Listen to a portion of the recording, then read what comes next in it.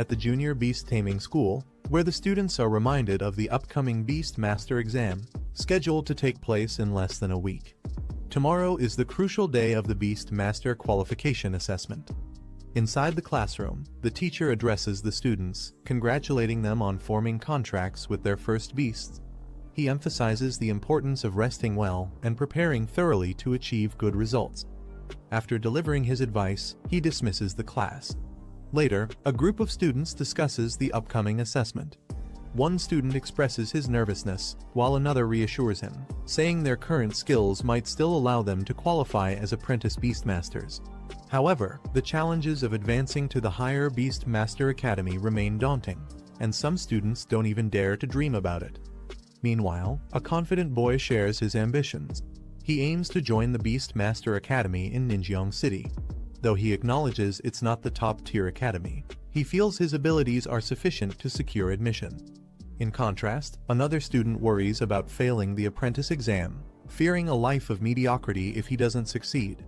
Our boy Lin Zi reflects on the Beastmaster Qualification Assessment, knowing it will be held soon. He is a time traveler who entered this world just a week ago by traveling through time and space, taking over this body. As he sorts through the memories of his new host, he learns about the dark history of this world. Hundreds of years ago, during a catastrophic event, dimensional rifts opened, unleashing hordes of ferocious beasts. Despite the overwhelming threat, humanity fought back with resilience. Through brutal battles, they eventually discovered ways to tame these beasts, turning them into powerful allies for survival and combat. From the chaos of the past, the Beastmaster profession emerged, becoming a key force on the world stage. These individuals gained recognition for their ability to tame and control powerful beasts. In this era, beast tamers were revered as symbols of power, status, and authority. For anyone who aspired to elevate their societal standing, becoming a Beastmaster was the ultimate goal. It was not just a profession, it was a ticket to the elite class of society.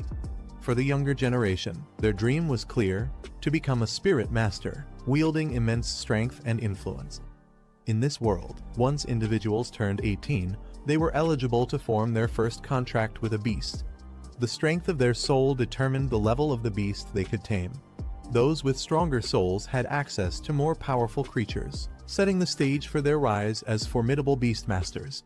He reflects that all the grand opportunities of being a beastmaster don't really apply to him. Before he took over this body, the original owner had already formed a contract with a harmless little snowball beast that could only act cute. Frustrated, he realizes that the beast is not only non-lethal, but also incapable of evolving. It's a far cry from the powerful beasts that most beastmasters use to rise in status and power. This leaves him questioning if he's destined for an ordinary, mediocre life in this world. Feeling cheated by fate, he laments how others who time travel gain immense powers or world-destroying abilities, yet his own situation is so lackluster. He wonders why he ended up with such misfortune after coming to this world. As he broods over his unfortunate situation, a group of classmates approaches him. They mockingly tell him to stop worrying about becoming a beastmaster, suggesting that an ordinary office job would suit him just fine. They taunt him further, joking that he could use his harmless little snowball beast to sell ice cream at a mall entrance. They remark about selling iced mineral water, leaving Hid visibly angered. He glares at them but keeps his composure. Just then, a system begins to activate. A screen materializes before him, declaring that the achievement system has been successfully launched. Surprised and excited, he realizes this might be his long-awaited gold finger, the cheat ability often granted to travelers in other worlds. He wonders if it took so long to appear because it was charging, but now everything could change. He is thrilled as the system activates fully, exclaiming that the heavenly sound of its arrival feels amazing. His gold finger has finally appeared. The system displays his current stats. His physique and spirit levels are slightly below average. His pet beast is the little Snowball, and he has no achievements or techniques yet. The system explains its features. Achievements and bonus items can be earned for completing specific tasks. These achievement points can be used to enhance the growth of beasts, unlock skills, and improve Beastmaster attributes. He is particularly thrilled at the idea of earning points and sees it as a game-changing opportunity. He turns his attention to his pet beast, Little Snowball. The system reveals that it has the ice attribute, a rank 1, stage 1 beast. Its growth rate is currently 23.48%, and it possesses a skill called Cold Air Breath. Additionally, it can grow through fighting or consuming energy-rich items, and once it reaches 100% growth, it will evolve. He learns a crucial detail about Little Snowball. When its growth reaches 100%, it can trigger evolution. This revelation shocks him, as he had assumed that evolving was impossible for his pet beast. Curious, he delves deeper into the system's information. It reveals 2 possible evolutionary paths for Little Snowball. Giant Route. This path focuses on enhancing melee combat capabilities and physical strength while sacrificing control over ice elements. The next form, the Snow Monster, can evolve up to rank 5, making it a formidable brute force fighter. Queen Route. This path amplifies the beast's talent for ice element affinity and spell casting abilities while weakening its melee attributes. The next form, the Ice Crystal Spirit, can evolve up to the King rank, granting it immense magical prowess. He is stunned to realize that Little Snowball, which was thought incapable of evolving, might actually possess a hidden evolutionary route. He reflects on the possibilities, thinking that if this is true, he might not have to resort to mundane jobs like setting up an ice cream stall after all. Instead, he begins to wonder if he truly has a chance to become a Beastmaster. The system confirms that the Queen Route could lead Little Snowball to evolve into the Ice Crystal Spirit, a form capable of reaching the prestigious King rank. The conditions for this evolution include achieving a 100% growth rate and obtaining rare items like Ice Element Essence and Spirit Jade. Excited by the potential, he decides to take immediate action. He plans to use achievement points to upgrade Little Snowball and help it grow. The system lists several achievements, including contracting the first pet beast, passing the Beastmaster qualification assessment, and enrolling in a Beastmaster Academy. Each achievement offers rewards, but for now, only the reward for contracting his first pet beast is available to collect. He eagerly claims the reward, receiving 100 achievement points and a spirit crystal. With excitement building, he turns his focus to Little Snowball, determined to use the achievement points to help it grow. He initiates the process, channeling the points into Little Snowball. Bright lights engulf the little creature, and the system announces a level up. Little Snowball's stats improve. With a surge of energy, Little Snowball successfully evolves to rank 1, stage 2, achieving a 100% growth rate. He is thrilled, seeing proof that his efforts and the system's capabilities are real. He marvels at the results, exclaiming how the level-up process actually works. The system informs him that he has consumed 77 achievement points, leaving 23 remaining. Little Snowball appears slightly stronger, but the protagonist can't help but feel underwhelmed by the brief and dazzling special effects. He jokes that as an F-class beast, Little Snowball's status isn't entirely unjustified. The system reminds him that for Little Snowball to continue evolving, he'll need 20 Ice Element Essences and 1 Spirit Jade. These items are rare and expensive, making the task more challenging. Despite the obstacles, he is determined to gather the resources and advance Little Snowball further. He begins planning his next steps, securing money and heading to the pet shop to buy the materials necessary for Little Snowball's evolution. As he walks, one of his classmates mocks him again, taunting him about selling ice cream with his snowball. Ignoring the jeers, he calmly reassures Little Snowball not to take such insults to heart. With determination, he declares that tomorrow's Beastmaster qualification assessment will depend on their combined efforts, signaling his resolve to prove everyone wrong. However, the mocking classmate sneers, calling him trash. He snaps back, the classmate revealed to be a member of the powerful Zhong family, the second largest family in Zhongning City. He responds, saying the Beastmaster final exam will prove who is truly worthless. Zhong Hao taunts him further, claiming that someone with a useless beast shouldn't even bother. Another classmate joins in, laughing that he should stick to selling popsicles instead. A girl named Guan intervenes, warning Zhong Hao not to cross the line. Zhong Hao, recognizing her, pretends to back off but continues to insult Lin Zi indirectly. He mocks her for associating with someone he considers trash and implies she would be better off siding with someone of higher status, like him. He reassures Guan, telling her there's no need to argue with the bullies. He confidently states that they'll understand the truth when the time comes. Afterward, he informs Guan that he needs to visit the pet store to prepare for tomorrow's qualification assessment. She agrees to head home on her own, wishing him luck. As he arrives at the store, Lindsay is struck by the high cost of evolution materials, lamenting how months of savings disappear in a single purchase. Returning from his errands, he is greeted by Guan, who invites him over for dinner at her house. She mentions her mother asked her to extend the invitation. He agrees, saying he'll join later. As the conversation shifts, Guan hesitantly brings up the Beastmaster qualification assessment happening the next day. She asks if he will accompany her to the event. Lindsay calmly replies that he also needs to participate, surprising her. Excited, she encourages him to show up strong and make an impression, especially against Zhang Hao and his gang. He reassures Guan, confidently promising to handle the situation. She smiles, takes her leave, and he watches her go, determined to make tomorrow's assessment a turning point. Later, sitting at home, he reflects on the high cost of the ice element essence and spirit jade. Addressing little Snowball, he mentions that leveling up in the future will require even more resources. He lays out the materials, encouraging little Snowball to eat and evolve.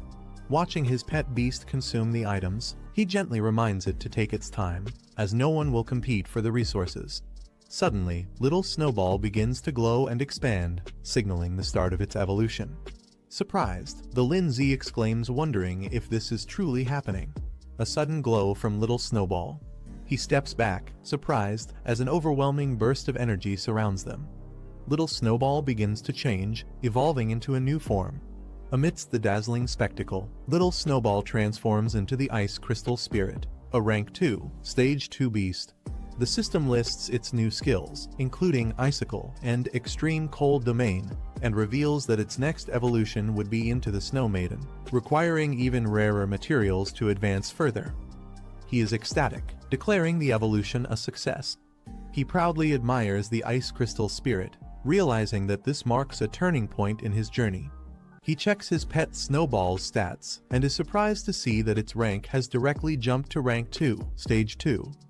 This level of growth is unexpected since the average strength of pets at his school typically lies between Rank C and Rank E. Snowball radiates an icy aura that surprises Lindsay with its intensity.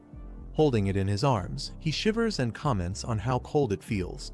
As he observes Snowball's surroundings, the icy energy continues to grow stronger, creating a frosty explosion around them. Lindsay realizes that Snowball's strength has increased far beyond his expectations, affecting even the environment around it. The achievement notification confirms Snowball's evolution, granting Lindsay 100 achievement points and a Strength Crystal Roman 11 as rewards for reaching this milestone. He reflects on the materials he used for Snowball's evolution.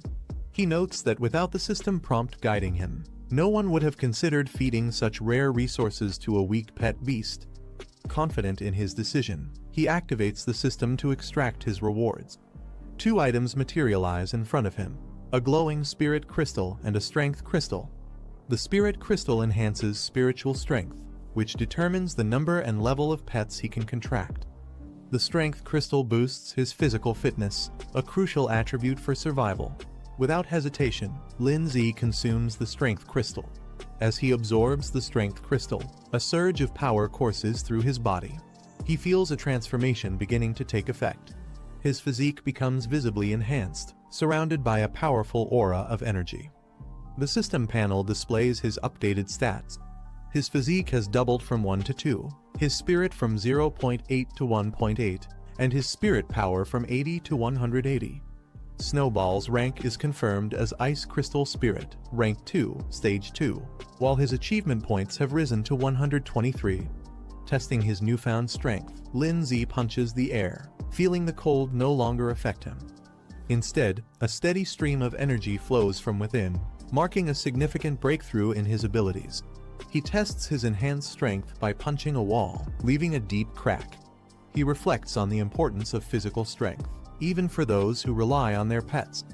In dangerous situations, being physically strong can significantly increase survival chances. Meanwhile, Snowball clings to Lindsay's leg, making adorable noises. Lindsay smiles confidently and decides to take the next step in their evolution.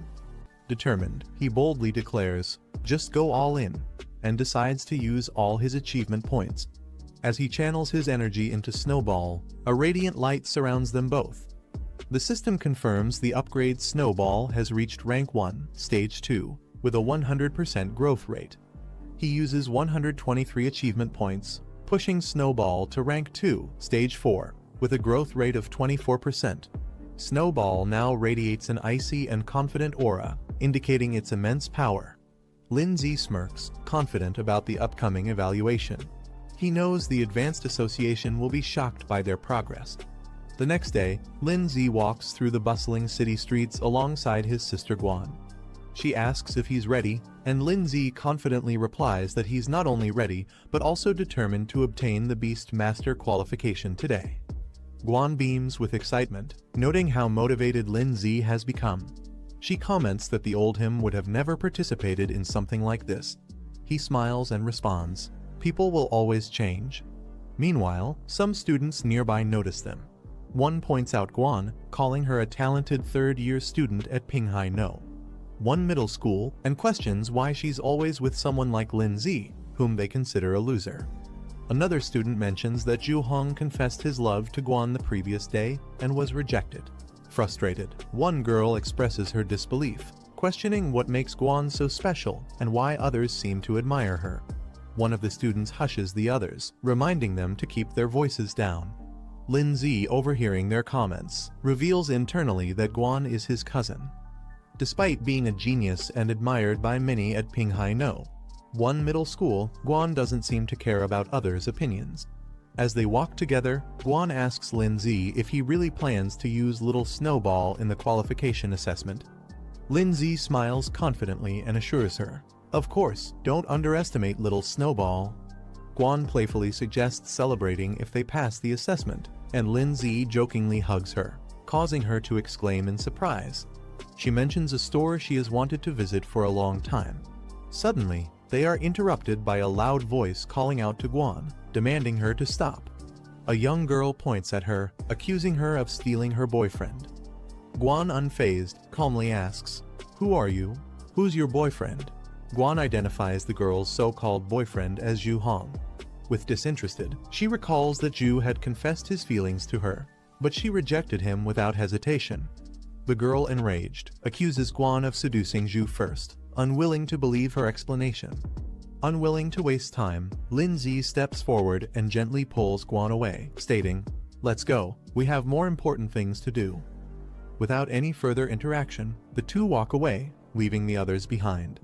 As Lindsay and Guan turn to leave, the muscular man grabs Guan by the shoulder, stopping her in her tracks. He demands, "You don't take me seriously at all. Did I give you permission to go?" Guan, unbothered by his grip, narrows her eyes and coldly says, "Let go." A menacing aura surrounds her, causing the man to hesitate as fear flashes across his face.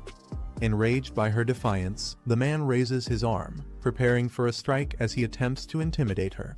As the man swings his enlarged arm toward Guan, Lindsay calmly steps in, effortlessly grabbing his wrist mid-strike. The unexpected move shocks everyone, including Guan, who watches in silence. The girl protests, yelling at her brother to stop playing around, adding insults about how useless Lindsay is. The man glares at Lindsay and mocks him, questioning if he's trying to play the hero. "Do you really think you can protect her? You should consider your own situation first." Lindsay's expression darkens as he glares at the man. In an instant, he counters the attack, launching the man into the air with a single, precise strike. The impact is so powerful it reverberates through the surroundings. The man crashes to the ground with tremendous force, shocking his sister, who screams, "Brother," as she rushes toward him. Lindsay stands unfazed as Guan watches from a distance. Lindsay adjusts his jacket with a calm demeanor and tells the onlookers, "I'm her brother. If you need something, just ask me." The man's frustrated and bruised. Guan, observing from a distance, clenches her fists in awe, thinking, "It turns out brother Lindsay is so good at fighting." Meanwhile, Lindsay marvels at his own strength. he remarks to himself. I didn't expect my strength would be this great after strengthening my physique. The man, enraged and humiliated, yells, deliberately seeking death. Don't blame me. He charges toward Lin Zi, his arm glowing with a fiery blue energy as he prepares to unleash a powerful attack. As the energy builds up, the surroundings tremble, and a dazzling light bursts from his strike. Guan watches with concern, but Lin Zi remains composed. Suddenly, the man's summoned beast, a ghost wolf, its spectral form exudes a chilling aura, and its system stats reveal it to be a rank 2, stage 1 beast. The man smirks confidently, pointing at his ghost wolf. He mocks Lin Zi and Guan, saying 2 high school students like them could never compete against his rank 2 beast. Guan observes the situation, realizing her pet beast is only at rank 1, stage 7. Though she has some faith in it, she understands the huge power gap. She admits the chances of victory are slim but resolves to fight anyway, knowing there's no alternative. As Guan starts preparing herself, she notices Lin Zi moving forward. Surprised, she calls out, asking him what he's doing. Lin Zi glances back at her, confidence as he takes charge of the situation. Guan hesitates and asks Lin Zi if he's planning to use Little Snowball and another plan she suspects. He confidently assures her not to worry, that her qualification assessment must not be jeopardized. He tells her to leave everything to him. The girl mocks Lin Zi, ridiculing him for his so-called qualifications and how someone like him dares to speak so boldly. She urges her brother to take action and teach Lin Zi a lesson. The man, unfazed by Lin Zi's confidence, orders his ghost wolf to attack. The wolf charges forward with immense power. Lin Zi steps forward, his hand glowing with power as he prepares to confront the ghost wolf. The ghost wolf leaps toward him with blinding speed. The wolf's attack connects with a burst of light. Suddenly, Snowball unleashes its ability. The surrounding air transforms into a domain of extreme cold, freezing everything in sight, including the ghost wolf. The girl and man are caught off guard by the sudden appearance of this powerful Snowball. Guan wonders aloud if this powerful entity could truly be Snowball. Lin remarks with a confident smile that Snowball has evolved, leaving Guan still in awe of its new power. The man commands it to strike swiftly. The ice beast surges forward, Snowball's transformation glowing with energy. She evolves into the ice crystal spirit. An icy attack icicle is unleashed, sending sharp, freezing shards toward the man's ghost wolf. The impact shatters the wolf's form into pieces, leaving the man stunned. He stares at the scattered ice fragments in disbelief, muttering, "Impossible." Regaining his composure, the man yells at Snowball's master, Lin Zi, questioning how a mere high schooler's pet, only at rank 1, stage 9, could instantly defeat his rank 2 pet beast. The man panics, realizing they've underestimated Lin Zi's pet beast. He hurriedly tells his sister they need to leave, admitting their miscalculation. Before they can retreat, Lin Zi blocks their path, calmly but firmly making it clear they aren't allowed to leave. The man and sister are frozen in fear as Lin Zi unleashes a massive icicle attack, covering the ground in ice and leaving them stunned and powerless. The man, now completely overwhelmed, bows his head and apologizes. He admits his mistake and pleads for forgiveness, addressing Lin Zi as Big Brother. Lin Zi reminds him that his apology is directed at the wrong person. Realizing his error, the man turns to Guan, apologizing sincerely for his behavior. He assures her it won't happen again and vows to teach his subordinate a lesson for causing this mess. The sister watches her brother in disbelief, softly calling out to him, clearly shocked by his sudden regret. The man, frustrated with his sister's hesitation, scolds her and forces her to apologize quickly. As the situation de-escalates, Guan dismisses their apology, telling them to leave immediately. The man quickly agrees and grabs his sister to retreat. Lin Zi standing next to Snowball, who now looks stronger and more composed. He gives a slight nod, acknowledging the resolution. The man and sister hurriedly flee the area. Guan excitedly praises Lin Zi, amazed at how he defeated a rank 2 ghost wolf. She asks how he managed it and wonders if Snowball, now the ice crystal spirit, can evolve further. Lin Zi acknowledges her excitement, but reminds her they have little time and need to hurry to the qualification exam venue. Snowball cheerfully follows as Lin Zi strokes her head, radiating confidence. In the Imperial Beast Association building, where a crowd has gathered, among them, several onlookers marvel at the magnificent Origin Stone, a mysterious artifact central to their training and examinations. At the Imperial Beast Association, Guan and Lin Zi observe the Origin Stone. Guan marvels at its size, while Lin Zi notes that it doesn't seem extraordinary at first glance. As the qualification begins, Lin Zi reflects on the importance of this test. It's the final assessment of the year, and failure would mean losing the chance to become a Beastmaster. Determined, he resolves to succeed. A representative addresses the candidates, explaining the process. Each participant has received a bronze medal, with rankings low, medium, high, and superior indicating their level. These medals are the key to accessing the Origin Stone realm. The representative explains the rules. Candidates must choose the difficulty level of their challenge. Higher difficulties offer greater rewards but come with increased risks. The rewards include enhancements like increased spirit, physique, and pet growth rates, as well as unlocking additional pet slots. The Origin Stone displays the rewards for each level: low, medium, high, and superior, with superior offering the most significant benefits. The crowd reacts with mixed emotions. Some are inspired, dreaming of passing the superior difficulty, while others doubt their chances, knowing the difficulty of even the high level. One participant resolves to clear the lowest level and secure their promotion. Guan turns to Lin Zi, curious about his choice. Lin Zi remains silent, deep in thought, as he considers his decision. The examiner advises the candidates to carefully select their difficulty level, as it will affect their future development.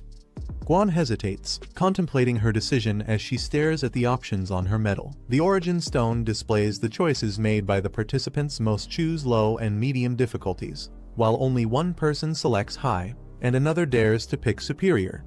The crowd reacts in disbelief, mocking the person who chose the superior level, calling it reckless. They doubt whether such a person can handle the challenge, laughing at their audacity. The crowd mocks the superior selection, joking that someone might have accidentally pressed it by mistake, calling the decision foolish. Meanwhile, Lin Zi, holding his medal, displays a confident smirk. He is determined, silently declaring that whoever challenges him will fail to apply to the Imperial Beast Academy this year. Guan notices Lin Zi selecting the superior difficulty and is shocked. She expresses her concern, warning him that failure would cost him the chance to apply to the Imperial Beast Academy this year. Lin Zi, however, remains confident, reassuring her with a calm smile that he knows what he's doing and has it under control. Nearby, the crowd starts speculating about the person who chose superior difficulty. They assume it must have been a mistake or that the person is overconfident and foolish. The examiner questions Lin Zi, wondering if he ignored the earlier advice to carefully consider his choice. Lin Zi, holding his medal, confidently states that his decision was made after careful thought. The examiner's demeanor darkens as he skeptically asks if Lin Zi truly believes he can pass the superior difficulty. Lin Zi, unfazed, firmly responds with determination in his eyes, "Of course." The examiner smirks, commenting on Lin Zi's boldness, acknowledging that young people often take risks. He then reiterates that all participants have made their selections. Turning to the group, he officially announces the start of the assessment. The candidates sit in meditation around the Origin Stone as a mystical energy begins to flow, enveloping them in preparation for their trials. The Origin Stone glows intensely, releasing a surge of energy that envelops the room. Each participant is surrounded by a sphere of radiant light, signifying the start of their individual trials.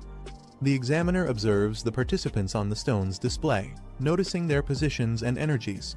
He specifically takes interest in Lin Zi, remarking that his choice and actions are intriguing.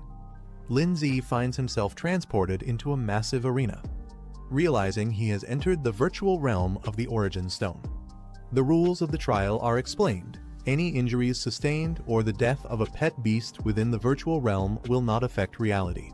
This assurance allows participants to give their best without hesitation. Lin Zi smirks confidently, stretches his arms, and prepares to face the challenge head-on, ready to showcase his strength. Lin Zi notices a screen appearing in the virtual realm. The display indicates he has unlocked a system-related achievement. With a confident grin, Lin Zi remarks how convenient it is to access the system here. The screen confirms his reward: 100 achievement points and a spirit crystal. He taps the screen to claim the rewards, stating that the spirit crystal and points will be useful for the trials ahead. After claiming his rewards, Lin Z notices the system displaying an increase in his attributes. His stats have been significantly boosted, along with a notable enhancement in Little Snowball's abilities. Smiling confidently, Lin Z clenches his fist and thinks to himself that his chances of victory have increased dramatically. Just as he's relishing his newfound power, the sound of a large door opening catches his attention. A giant beast entering the arena. Lin Z and Little Snowball prepare themselves for the incoming challenge. A fire beast appears, its body glowing with flames. It's a rank 1 stage 7 pet beast, radiating heat and ready to attack. Lin Z observes it calmly, noting it doesn't match the high difficulty level they were expecting. The fire beast launches a blazing attack, spewing a fiery blast toward Lin Z and Snowball. Unfazed, Lin Z smirks and counters the attack with Snowball's evolved powers. He commands, unleashing ice crystal chains, which instantly freeze the fire's momentum. Snowball charges up its energy, surrounded by icy spikes, and launches a concentrated attack. The explosion of frost collides with the fire beast's flames, creating a massive burst of energy. The aftermath fills the area with frost and mist, and Snowball remains unfazed. It breathes out a chilling wind, freezing everything in its path. The frost spreads further, signaling Snowball's complete dominance over the fight. Lin Z stands confidently beside Snowball, remarking that his ice crystal chains prove to be far more effective than expected. Having cleared the first stage of the challenge, Lin Z and Snowball move forward. The doorway to the next stage opens, signaling that they've passed one of the 5 levels in the trial. In the next area, Lin Z encounters a new opponent, a skeletal bound in cloth, emitting an eerie aura. The being is identified as a rank 1 stage 9 undead creature, its hollow laughter echoing through the chamber. Lin Z smirks confidently, thinking to himself that while a rank 1 stage 9 opponent might be challenging for others, it's nothing more than a simple task for him. The examiner observes Lin Z's progress through the challenge, analyzing the situation on a large map that shows the arena and the ongoing battles. Back in the arena, Lin Z stands victorious with Snowball as the icy battlefield confirms their overwhelming power. The examiner comments smugly, addressing Lin Z. He points out that Lin Z's previous victory was merely due to an elemental advantage, hinting that the real challenges are yet to come. Lin Z and Snowball move forward, successfully completing the second stage of the challenge. As they step into the new arena, a shadow looms over them. A creature with glowing, hypnotic eyes appears, its presence radiating menace. The beast reveals itself a rank 2 stage 1 plant-type creature, towering with a twisted and unnatural form. The examiner observes Lin Z's progress through the challenge on a glowing map. He remarks to himself that Lin Z's pet beast is only rank 2 stage 1, and defeating the current rank 2 stage 1 opponent will be nearly impossible, even with great talent.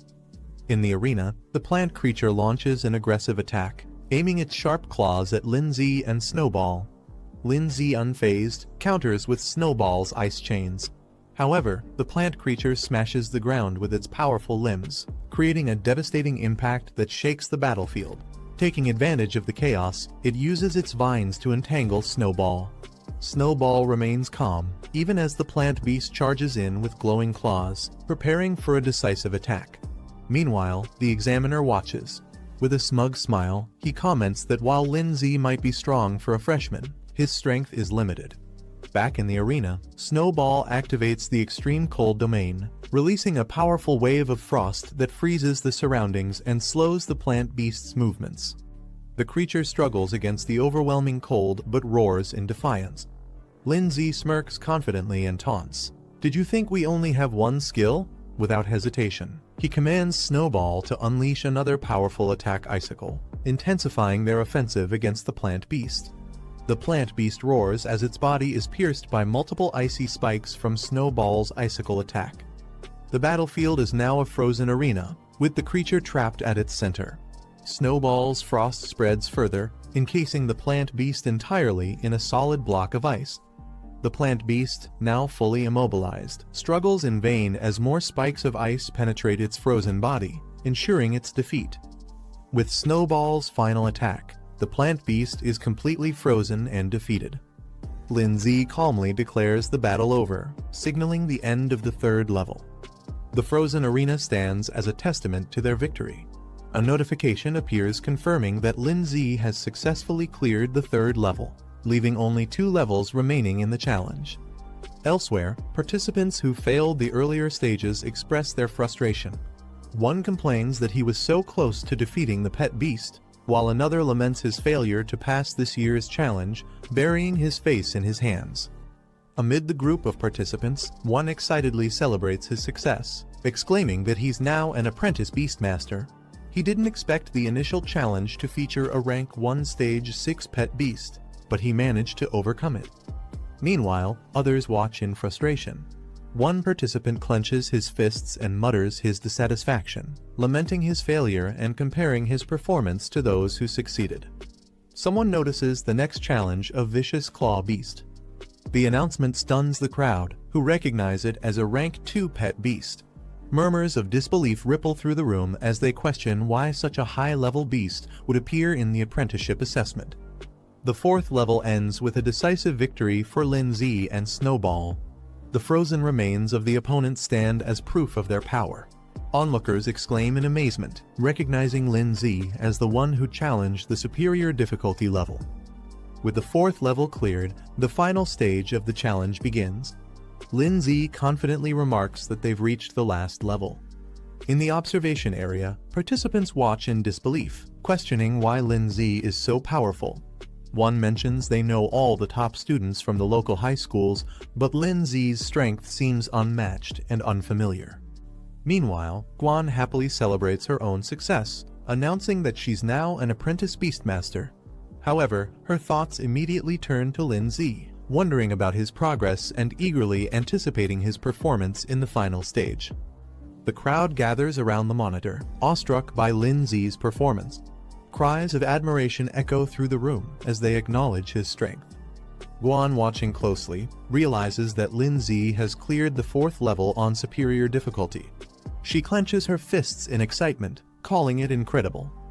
As the final stage begins, the roar of the beast resonates through the arena. A massive saber-toothed lion emerges.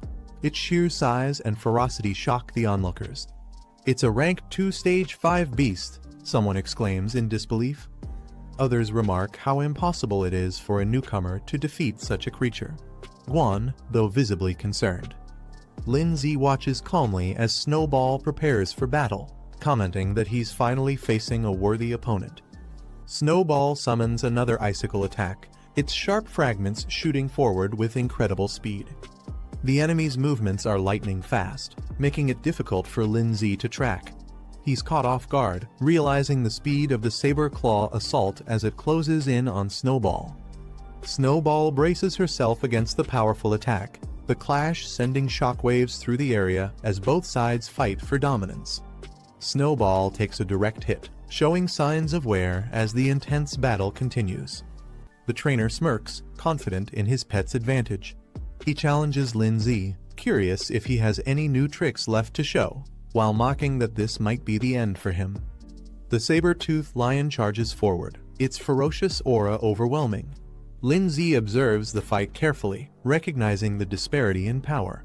He acknowledges that while Snowball has the advantage of being at a higher stage, the outcome depends on various factors like attributes, environment, and strategy.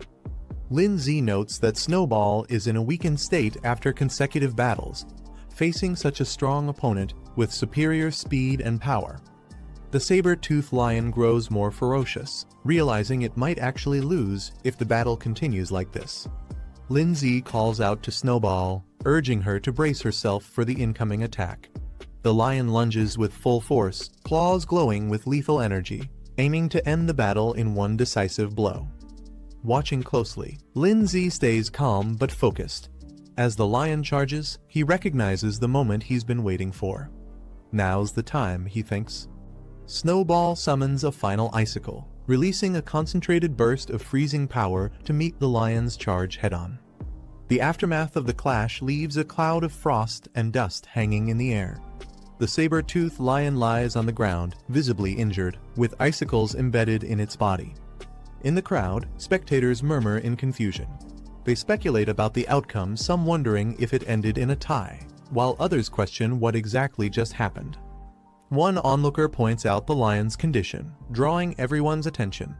The saber-toothed lion struggles to move but ultimately collapses, its defeat becoming evident to all. Meanwhile, Snowball stands firm. Snowball's eyes glow intensely as it channels its energy into a powerful strike. The battlefield is filled with a burst of light as Snowball unleashes an overwhelming attack, aiming directly at the saber-toothed lion.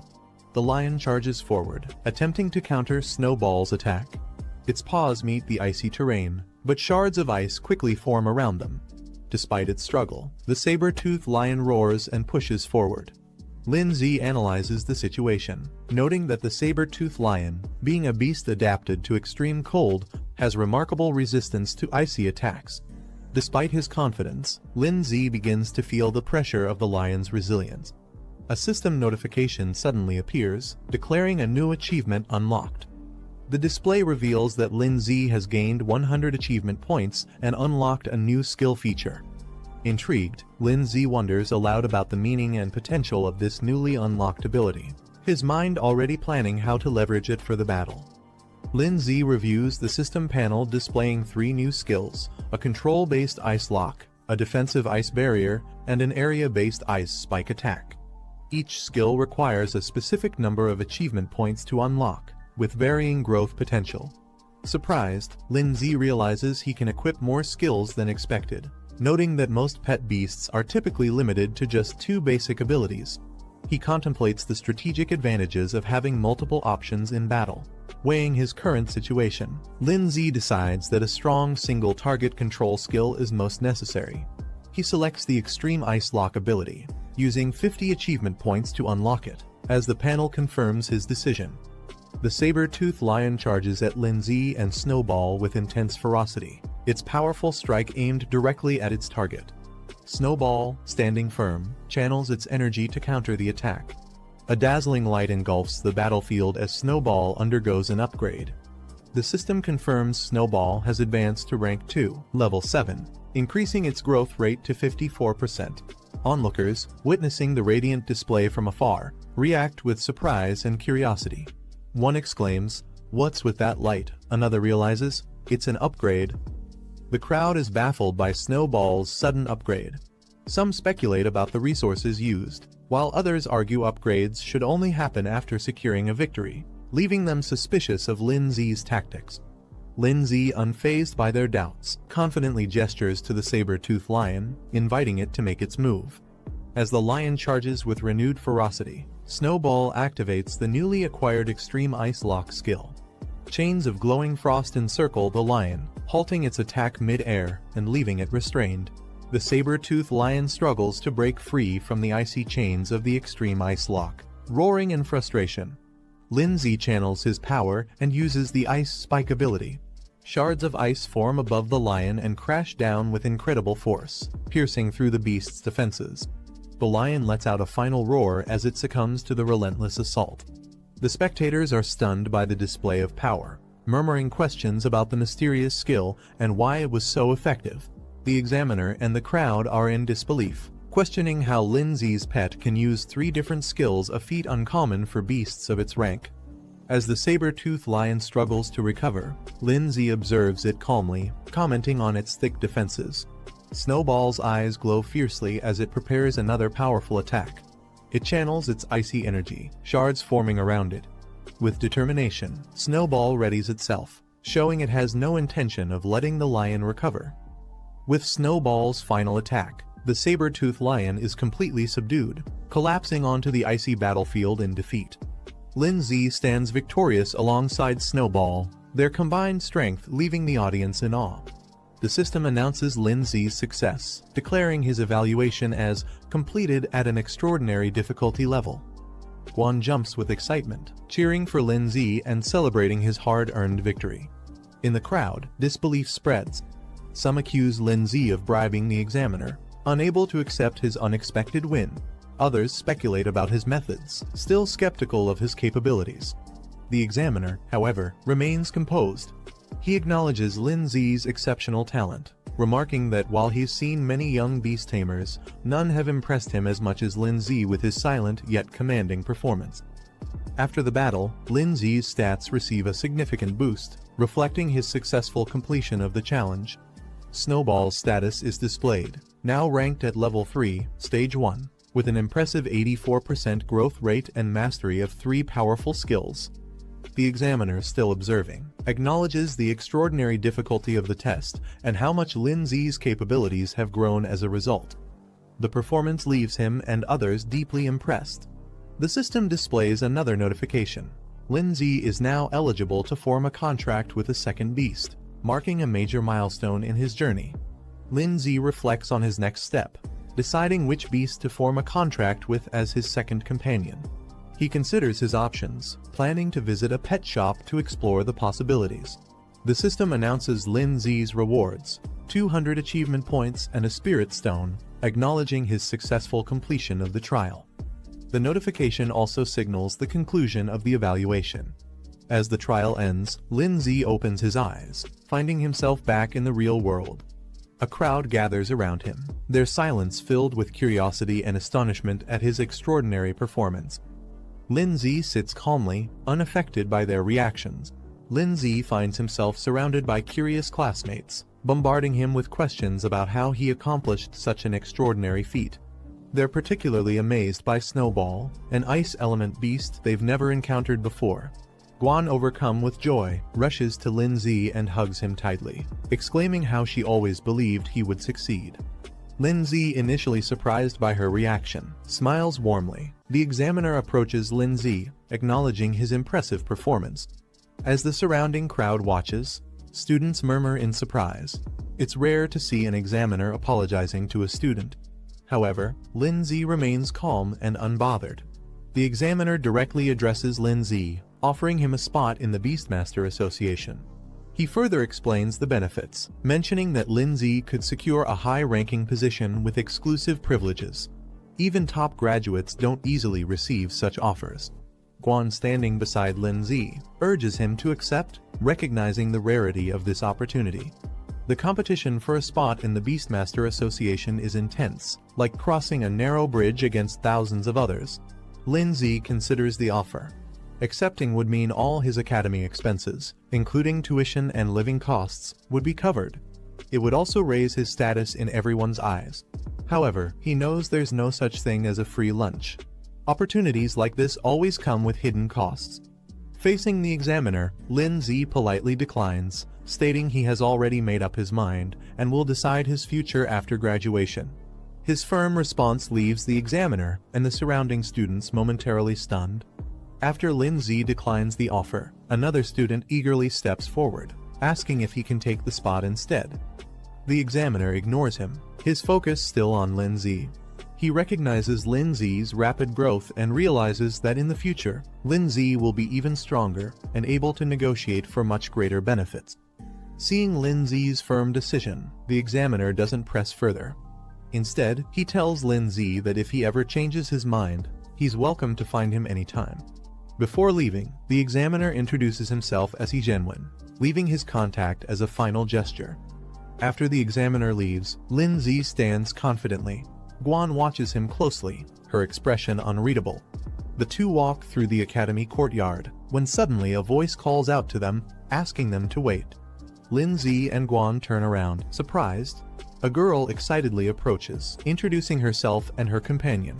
She mentions they are from the neighboring class, eager to meet Lin Zi. The two girls eagerly approach Guan, asking for Lin Zi's contact information. Their excitement is clear as they try to get closer. The girl confidently hands Lin Zi her phone, suggesting they add each other as friends, mentioning that they've admired him for a while and hope to spend more time together. She introduces herself as a student from the neighboring class and congratulates him, clearly trying to make a good impression. However, Lin Zi casually smiles and excuses himself, saying they have other things to do. Guan, standing beside him, crosses her arms, visibly annoyed by the situation. As Lin Zi and Guan try to leave, the girl chases after them, still insisting he add her as a friend. Lindsay, without looking back, dashes away, leaving Guan visibly irritated by the situation. Shortly after, Lindsay receives a message summoning him to the office. He glances at his phone and sighs before heading there. Arriving at the office, Lindsay peeks inside and asks if he was called. Inside, a confident and elegant woman greets him. She leans back in her chair intrigued, and mentions that she heard he successfully passed an extremely difficult trial. Lindsay hesitates for a moment, observing the teacher's expression. Before he can react, she suddenly pulls him into a tight hug, excitedly praising him for his achievement. He momentarily recalls past experiences with her harsh punishments for failing tests, making him cautious about her enthusiasm. Regaining her composure, she moves on to the real reason for calling him. She takes out a book, stating that it's something important she intends to give him. Lindsay takes the book, examining its title with curiosity. The teacher explains that it contains essential techniques for soul arts, a crucial skill for beastmasters. She advises him to start learning early, as it will be a mandatory part of his training. A visual representation illustrates that soul arts are the primary combat method for beastmasters aside from their pet beasts.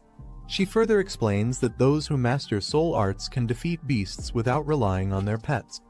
The technique can be used both for offense and defense, protecting beastmasters from harm in battle. A visual demonstration shows a soul shield, a defensive technique that forms an energy barrier to block attacks. Lindsay, excited about the new knowledge, thanks his teacher and eagerly rushes off to start practicing. She reminds him that if he ever has questions, he can come back anytime. Later, Lindsay sits on his bed, carefully studying the book. He flips to a page detailing Soul Shield, which consumes soul power to create a full-body protective barrier against any incoming damage. Lindsay sits in his room, deep in thought. He knows mastering the basics early will give him an advantage when he enters the Beastmaster Academy, allowing him to focus on advanced techniques. Determined, he begins meditating, channeling his energy as a powerful blue aura swirls around him. His eyes glow with intensity as he activates Soul Shield, successfully forming a protective barrier around his body. The shield stabilizes, radiating a strong defensive energy. His training is already showing results. Lindsay observes his shield, realizing he has already grasped the basics. Most people take days or even months to learn soul arts, but he mastered it in just 10 minutes. His 7-8 spirit physique proves to be extremely efficient. Sitting within his shield, he notices a system prompt offering to upgrade his soul shield by spending 50 achievement points out of his 350. With a confident smirk, he confirms his system can enhance even soul arts. Lindsay checks his achievement points, noticing he has accumulated more than expected. The system prompts him, asking if he wants to spend some points to upgrade soul protection. Considering his options, Lindsay decides that survival skills should be upgraded in one go. Without hesitation, he selects the option, using a portion of his points for an instant enhancement.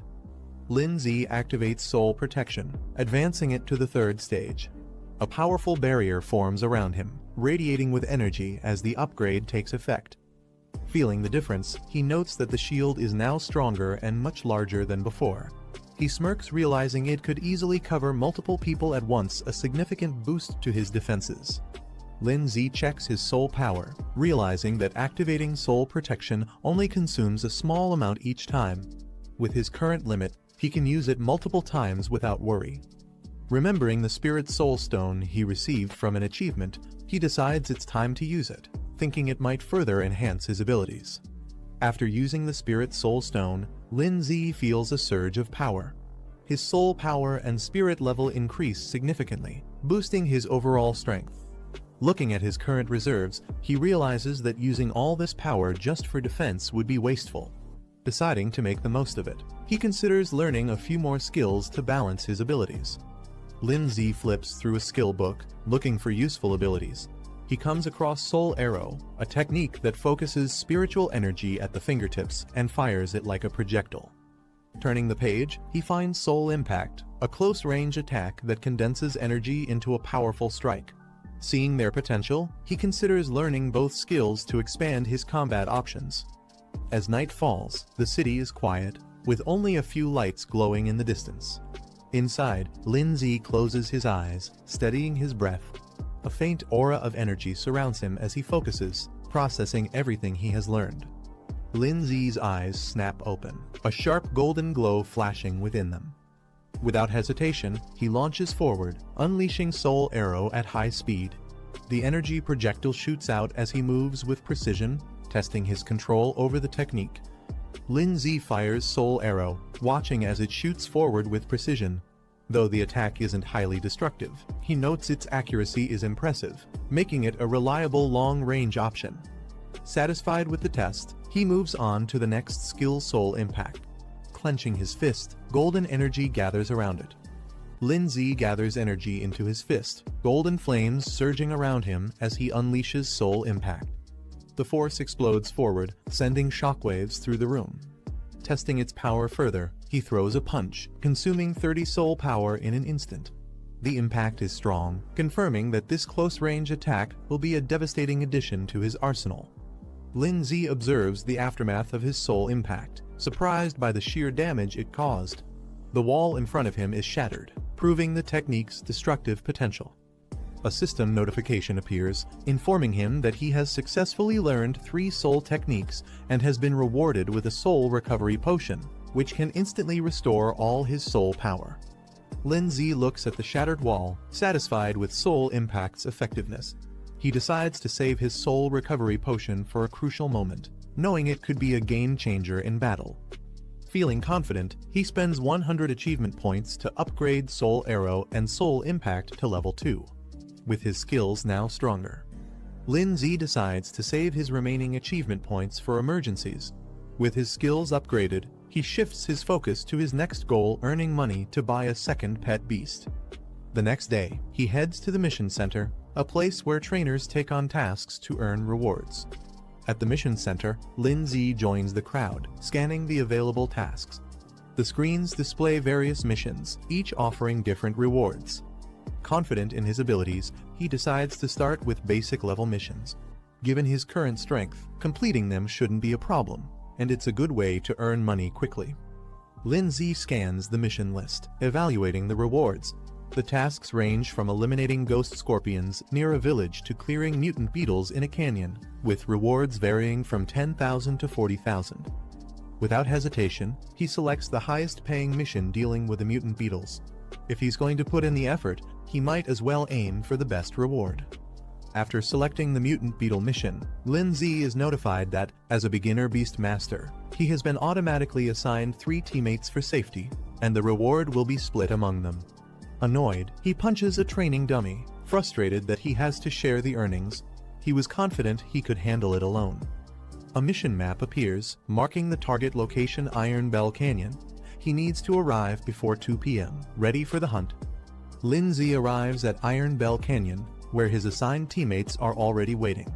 The canyon is rugged, with flags marking the mission site. A man with green hair, identified as Zhang Jin, a low-tier beast master, smirks upon seeing Lin Zi.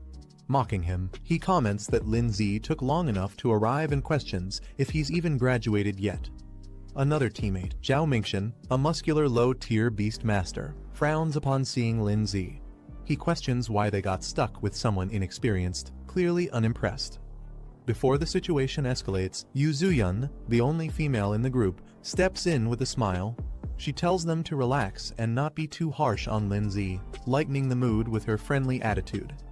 Yu Zuyun playfully tells Lin Zi to just follow her lead, reassuring him.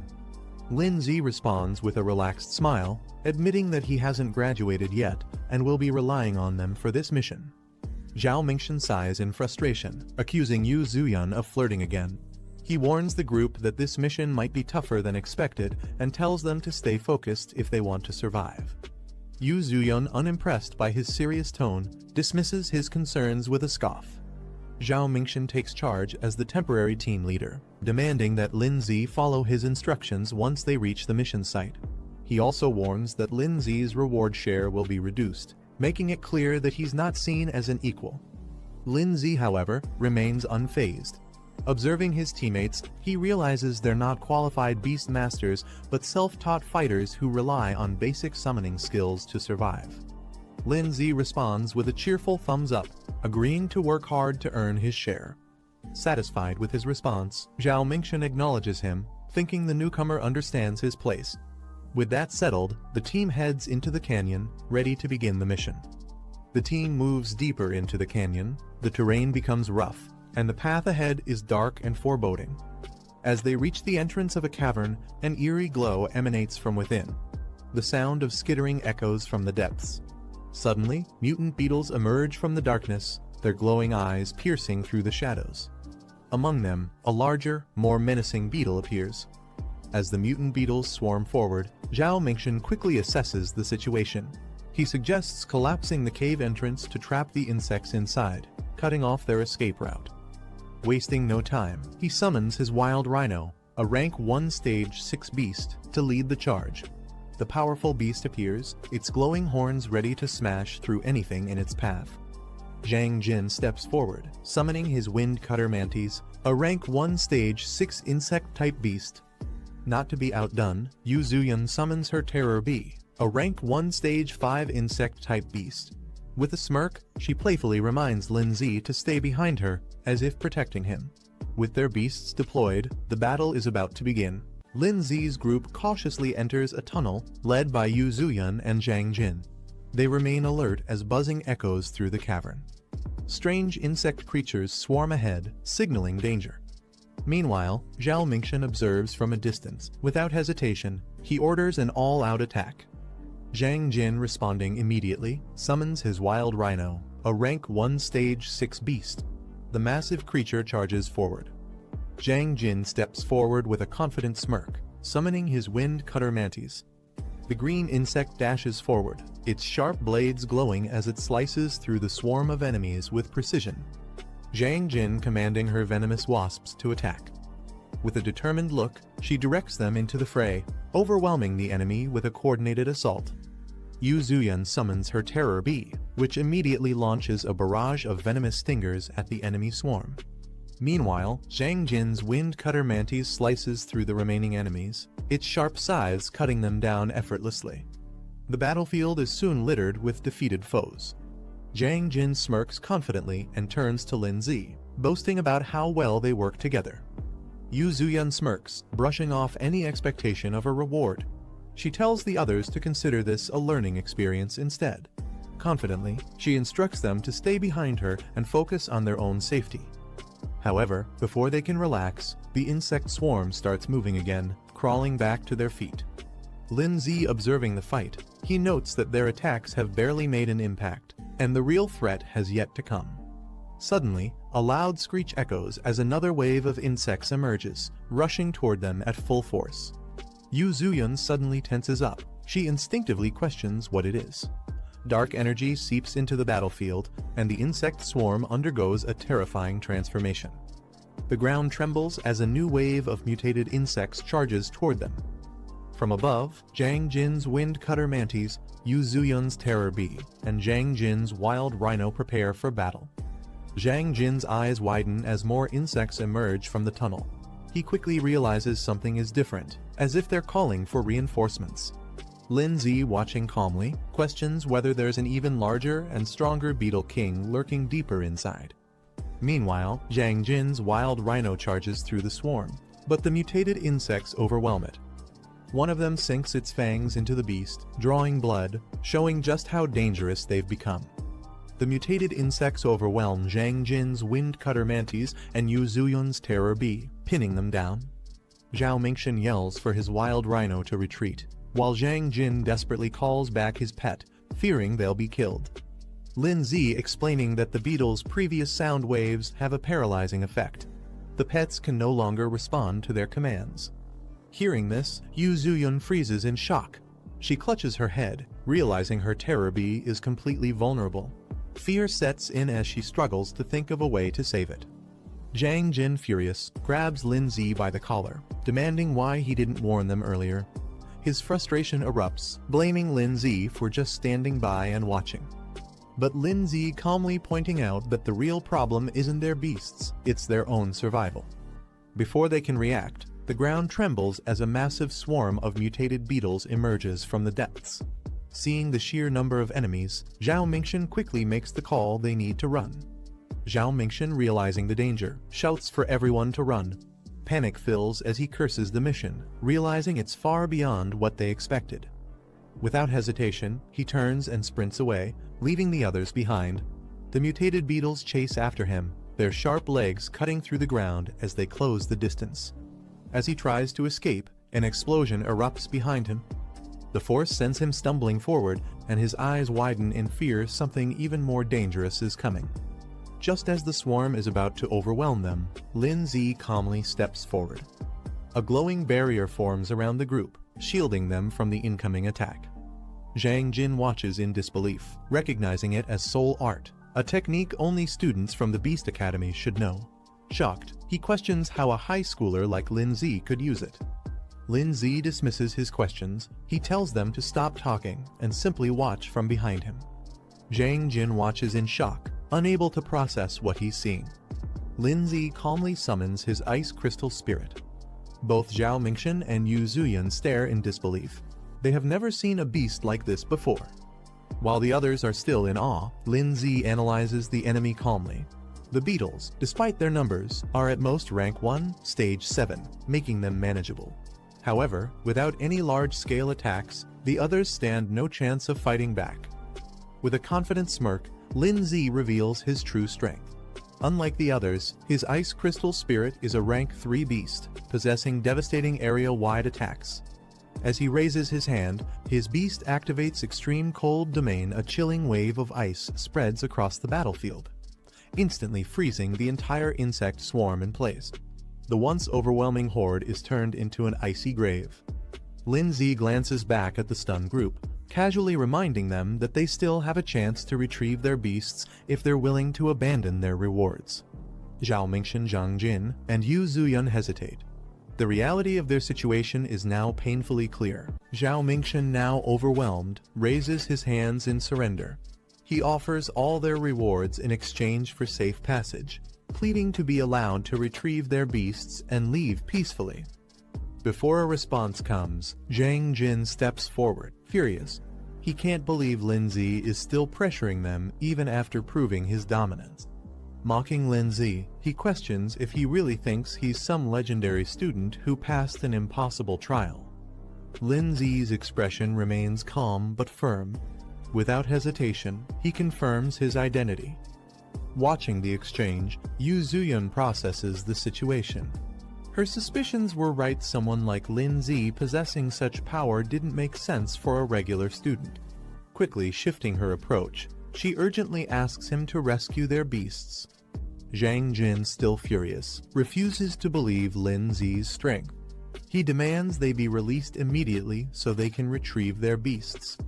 Before he can continue, Zhao Mingxian suddenly strikes him, sending him crashing to the ground.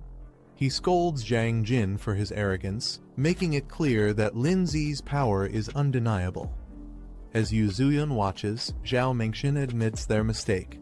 They had underestimated Lin Zi, and now there was no doubt about his strength.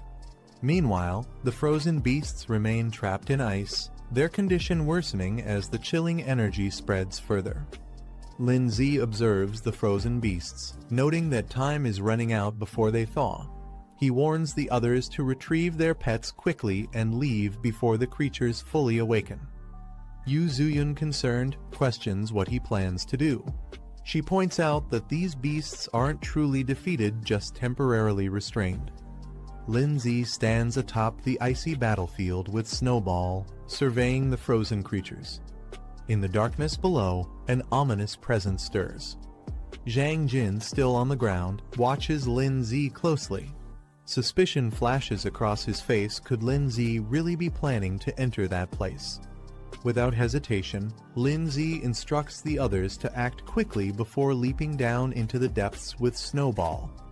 They descend into a dark underground space, the void stretching endlessly around them.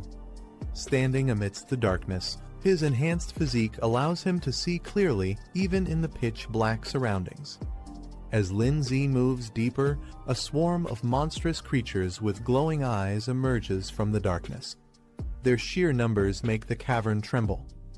Without hesitation, Lin Zi activates a spiritual barrier, shielding himself and Snowball as the creatures lunge at them. The beasts charge with terrifying speed, but Lin Zi doesn't flinch.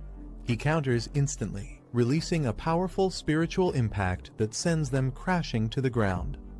One by one, the monsters fall under his relentless attacks, but the battle has only begun. A swarm of glowing-eyed creatures rushes toward Lin Zi, their sheer numbers overwhelming. He quickly activates an ice barrier, blocking their attacks. However, as more creatures slam into the shield, cracks begin to form. Maintaining the barrier is draining his energy fast. Realizing he needs a different approach, Lin Zi recalls his progress. So far there's still something he can use. A new system prompt appears before him, revealing an ice shield and a frost nova ability. These skills could turn the tide of battle. Lin Zi checks his remaining achievement points, 150 left. Just enough. Snowball activates her newly acquired skills, her body radiating with icy energy. Her evolution grants her Ice Shield and Frost Nova, two powerful abilities. With Ice Shield, she can now move freely without relying on Lin Zi's protection. Meanwhile, Frost Nova provides a devastating area-wide attack, perfect for clearing out the overwhelming enemies. However, Lin Zi notes that for maximum impact, Frost Nova requires collecting surrounding ice energy, making it an ideal combination with extreme cold domain. Lin Zi commands Snowball to unleash her power. With an icy glow, she activates Frost Nova, sending shards of ice erupting in all directions. The creatures charging at them are instantly frozen mid-air, their movements halted. Cracks spread across their bodies before they shatter into icy fragments. Standing within the spiritual barrier, Lin Zi ensures the area is saturated with ice energy. Now fully charged, Snowball gathers the remaining energy and prepares for a devastating final strike. With one last command, she unleashes Frost Nova at full power, engulfing everything in a blizzard of destruction. Snowball gathers an immense amount of ice energy, forming a glowing crystal at her fingertips. With a flick of her hand, she launches Frost Nova, sending a powerful surge of ice across the battlefield. The frozen wave engulfs the swarm of creatures, their bodies freezing solid before shattering into countless shards. Lin Zi watches as the aftermath unfolds. A system notification appears: 50 armored insects eliminated. With a smirk, he acknowledges the sheer destructive power of the attack. Even the creature's defenses couldn't withstand it. Lin Zi checks Snowball's status. She has advanced to Stage 2 of Tier 3, with 89% growth. One more push, and she could reach her next evolution, Snow Maiden. Observing the surroundings, Lin Zi realizes that battling these creatures allows his pet to gain experience and level up. Though the process is slow, the sheer number of enemies makes this an ideal training ground. With Snowball on the verge of evolution, Lin Zi considers pushing forward. But before he can decide, an eerie sound echoes from deeper within the cave. Both he and Snowball turn sharply toward the source. Deep in the cave, more armored insects emerge, their glowing eyes fixed on Lin Zi and Snowball. Unlike before, these creatures move in formation, their aggression more calculated. Lin Zi smirks, realizing the king of the swarm must be close.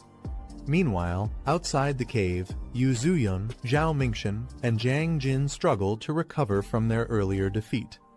Still catching her breath, Yu Zuyun insists they report the mission's dangers immediately. If they delay, Lin Zi could be in serious trouble. Jiang Jin, still frustrated, dismisses Lin Zi's situation. He insists they shouldn't waste time worrying about him if Lin Zi chose to go deeper into danger. That's his own problem. Before he can say more, Zhao Mingshan knocks him down with a single strike, cutting off his complaints. Without hesitation, Zhao Mingshan turns and rushes forward, unwilling to abandon Lin Zi just yet. Meanwhile, a new man appears near the mission site. Liu Da, a bronze-ranked beast tamer, surveys the area with a confident smirk. He seems intrigued by the ongoing battle and is ready to get involved. Zhao Mingxian and Luo Da move toward their destination, with Zhao Mingxian cautious about proceeding. Suddenly, Zhao Mingxian to stop, his gaze fixed on a Beastmaster badge, a sign of an elite opponent. Nearby, Yu Zuyun and Zhang Jin react in shock. Realizing their opponent's status, Yu Zuyun exclaims in disbelief, while Zhang Jin stiffens, understanding the significance of facing such a ranked Beastmaster. The Beastmaster badges appears, the rankings Bronze Beastmaster and Silver Beastmaster, both holding high positions among their kind. A Golden Beastmaster badge appears, signifying an elite ranking among Beastmasters, belonging to the top 3% worldwide. Meanwhile, Luo Da introduces himself as a Bronze Beastmaster, stating that he was sent by the association due to the increased difficulty of this mission. Yu Zuyun lights up with excitement, believing that with Luo Da's help, success is guaranteed. She eagerly asks if she can join him. Luo Da smirks and lifts her chin playfully, teasing her for being so eager to see what he can do. Luo Da smirks and confidently allows Yu Zuyun to follow him, granting her permission to join. Turning to Zhao Mingxian and Zhang Jin, he dismisses them, stating that they aren't qualified to come along. Both of them freeze in shock before quickly insisting that they have no interest in going anyway. Meanwhile, deep within an icy battlefield, a system notification appears, confirming an achievement Beast Slayer accomplishment, awarding 300 points and a Burst Seed card. The card's details reveal its effect, a temporary power boost, instantly raising a pet beast's rank by 1 for 60 seconds.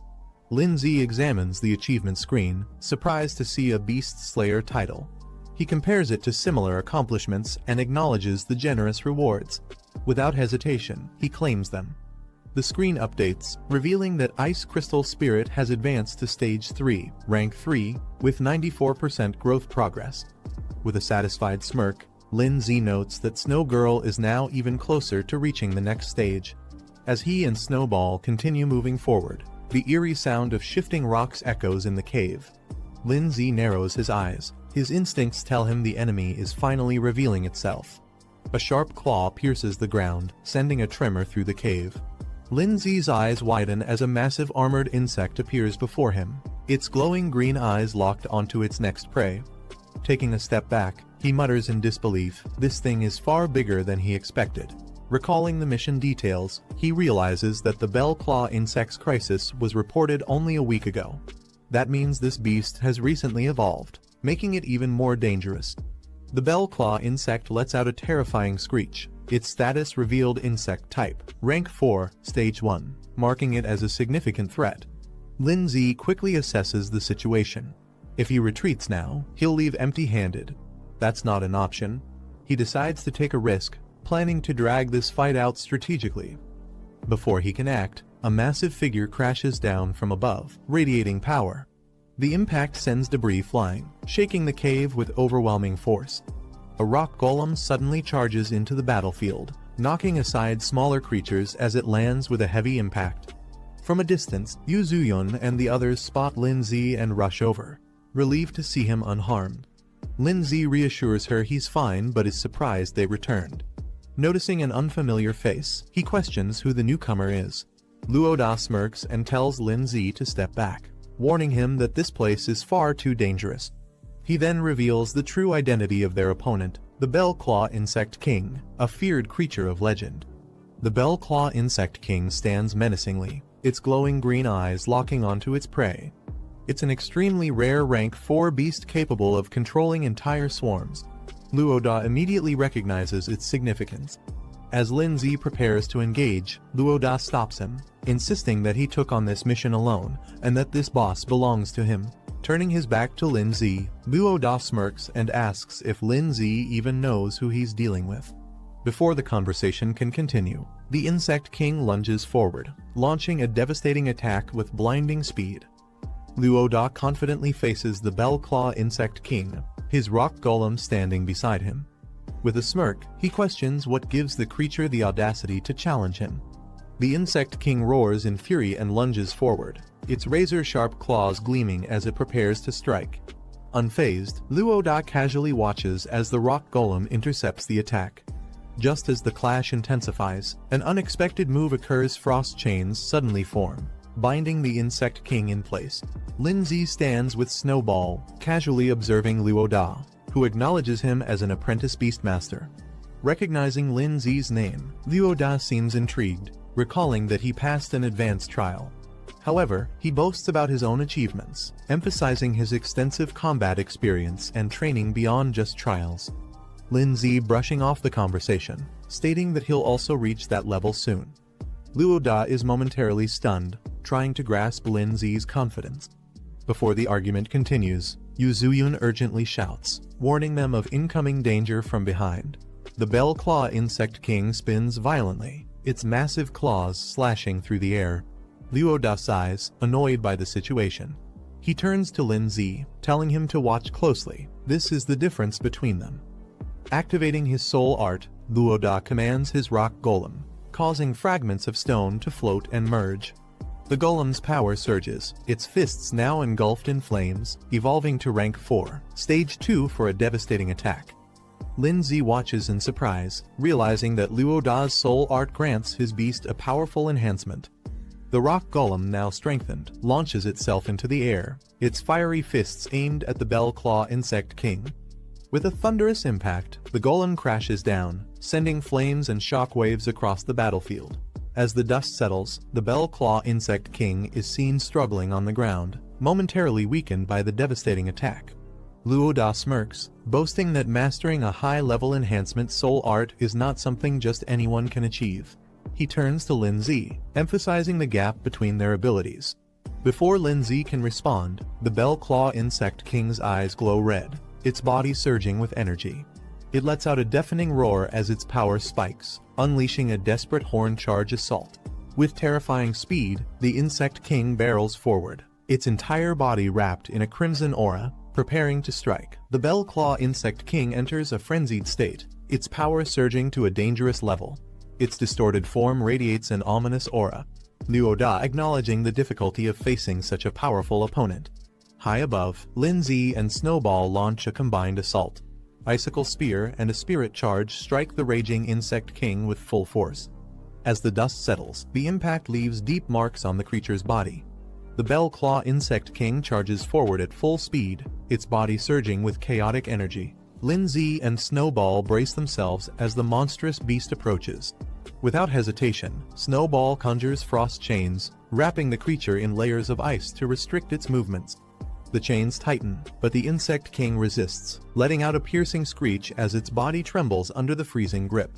However, the beast retaliates, its body emitting a violent pulse, shattering the surrounding ice. Sensing the danger, Lindsay quickly reacts, calling for Ice Shield. A massive ice attack crashes down, sending shards of frozen energy toward the Bell Claw Insect King. Luoda watches as his beast struggles under the pressure. Realizing the situation is turning against him, he acknowledges how difficult this battle has become. The Bell Claw Insect King, refusing to be defeated, retaliates with a powerful counterattack, launching a fierce strike. However, before it can land a decisive blow, Luoda's rock beast charges in at full speed. The aftermath of the clash leaves the battlefield in ruins, smoke and debris filling the air. Yuzuyun, overwhelmed by the intensity of the battle, urges the group to retreat. She panics, insisting they'll all die if they stay any longer. However, Luoda refuses to back down so easily. Gritting his teeth, he declares that they must at least take down the enemy before thinking of their next move. But before he can act, Lindsay steps forward with determination. He tells the others to leave, he's staying behind to finish the fight. Luoda looks at Lindsay in disbelief, questioning his sanity.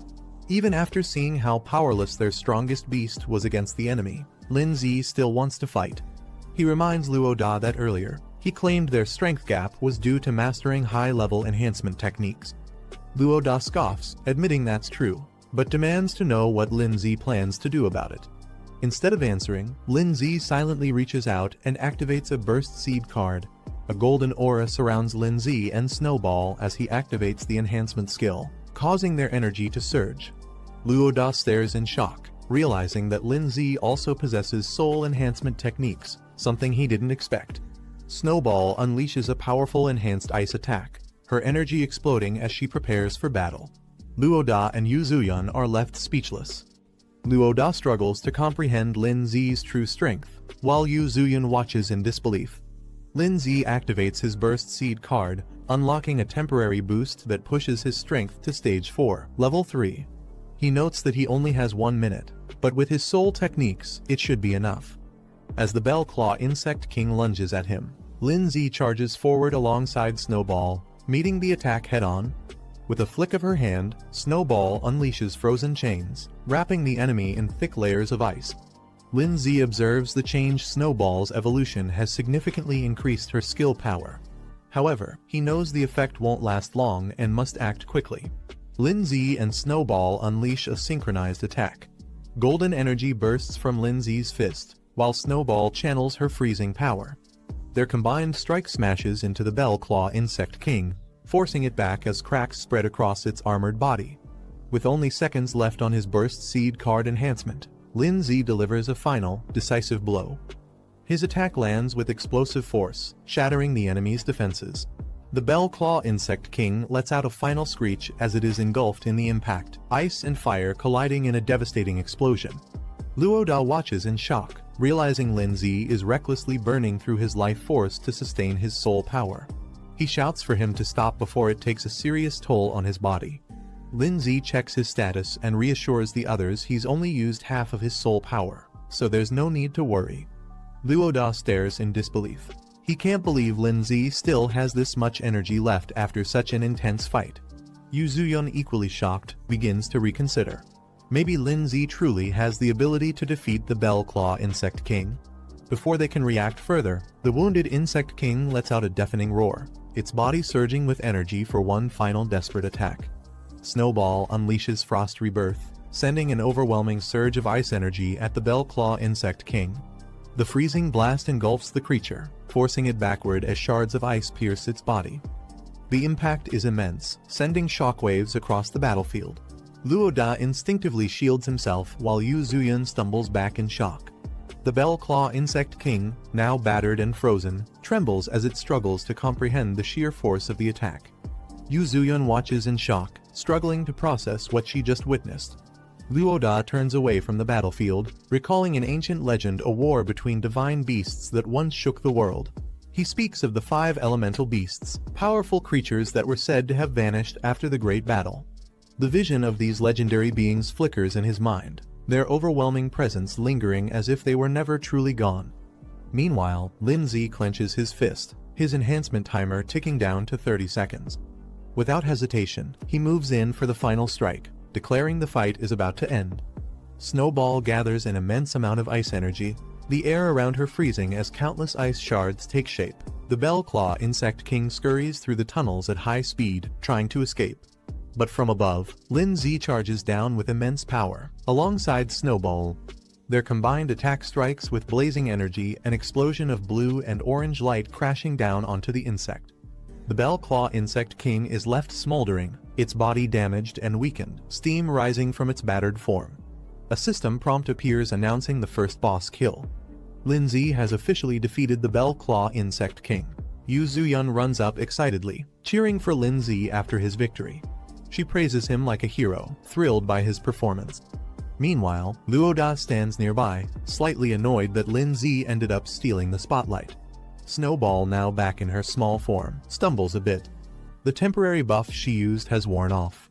Lin Zi kneels and gently pats her head, praising her for doing an excellent job. A system prompt appears. Snowball, now known as Ice Crystal Spirit, has reached stage 5 of rank 3, with her growth rate hitting 100%. But to evolve further, a requirement pops up. She'll need 10 advanced ice crystals as evolution materials. The evolution is now within reach, only the items remain. Lin Zi smiles warmly as he looks at the tired Snowball in his lap.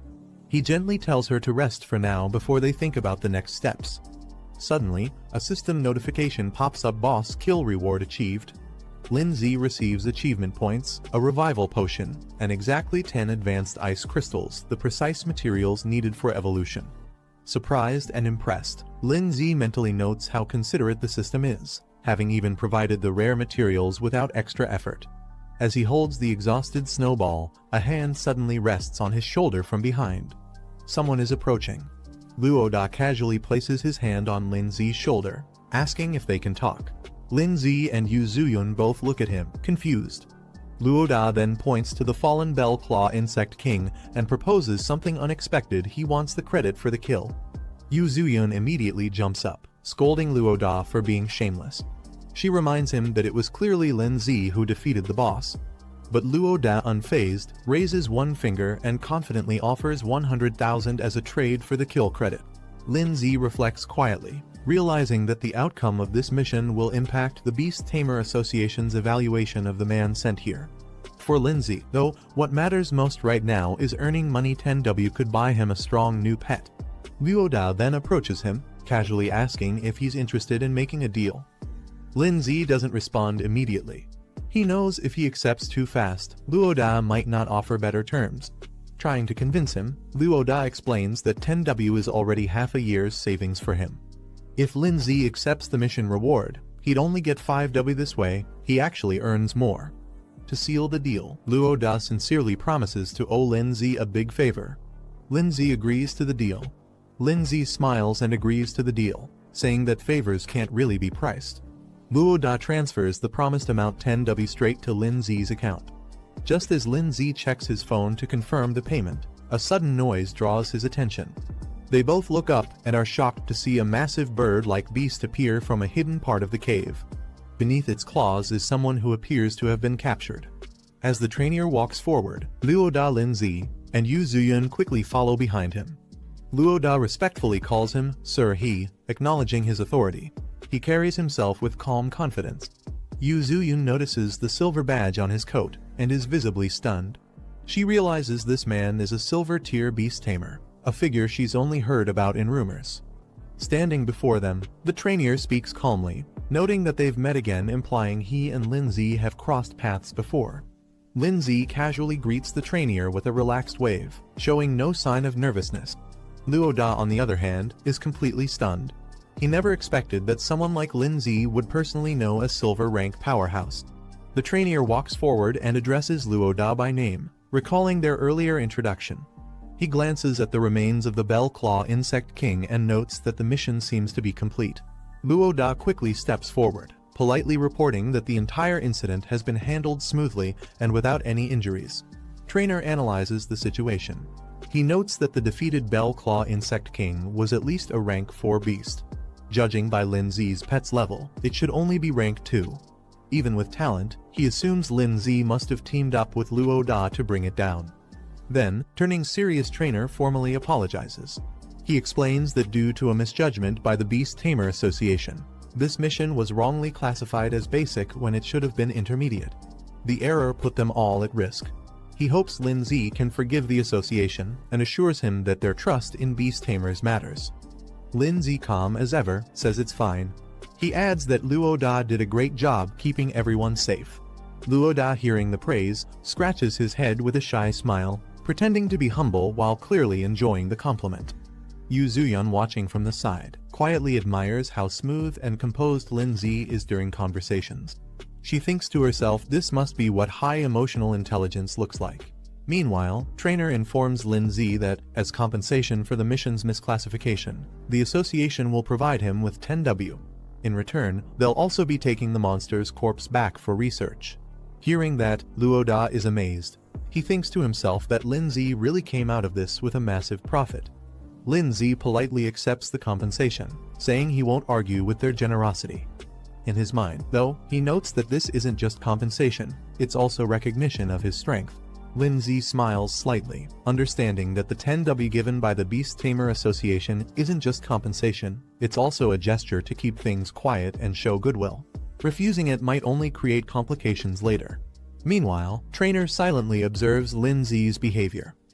He notes that Lin Zi hasn't even acquired a second pet beast yet, which clearly means he needs money urgently. To trainer, this payout is more than a reward, it's an investment. He transfers the amount to Lin Zi's account and tells him to make good use of it. He also reassures Lin Zi that if he ever needs help again, the association will support him. Trainer then approaches the remains of the Bell Claw Insect King, casually lifts it, and with a nod, says he'll take his leave. Lin Zi watches him go, thoughtful but composed. Suddenly, Lin Zi's expression changes. His reaction leaves him momentarily stunned. Later, the team exits the cave and steps into the open. Luo Da, in high spirits, teases Lin Zi about making a huge profit 20W in one day. Lin Zi smiles and adds that he didn't just earn money, he also gained a valuable favor. Luo Da laughs and reassures him, saying not to worry. He promises that he won't forget this help and that they'll definitely meet again in the future. Watching him leave, Yu Zuyun smiles and thinks to herself meeting two powerful people in one day wasn't a waste of time at all. Looking at Lin Zi, she says she'll work hard to become stronger too. Once she reaches his level, she hopes they'll have the chance to team up again. Lin Zi smiles gently and encourages her to keep going, promising that they'll definitely get that chance in the future. Lin Zi walks through the city, thinking to himself that with his current budget, he might be able to afford a B-rank pet beast.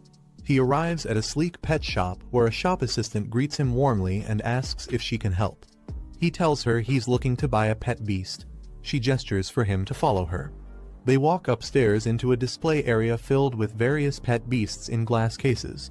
She informs him that all the available options are here, ready for selection. The assistant politely tells Lin Zi to take his time browsing. Lin Zi walks through the display, observing the pet beasts. He figures out that in a regular store like this, B-rank pets are probably the highest tier options available. As he examines the beasts, some stand out like a skeletal creature, and a mushroom-type pet, both marked as B-rank with basic evolutionary paths. Then he spots a small fiery spirit beast. Lin Zi instantly reacts this one has a hidden evolution route. But even with that, he notes that it doesn't come close to the potential of Snowball's evolved form, the Ice Queen who belongs to a completely different league. The assistant praises Lin Zi's sharp eye for spotting the rare flame spirit. She explains that although it's a B-rank pet, it's considered top tier among its grade and is priced at 160,000. Lin Zi is surprised by the cost.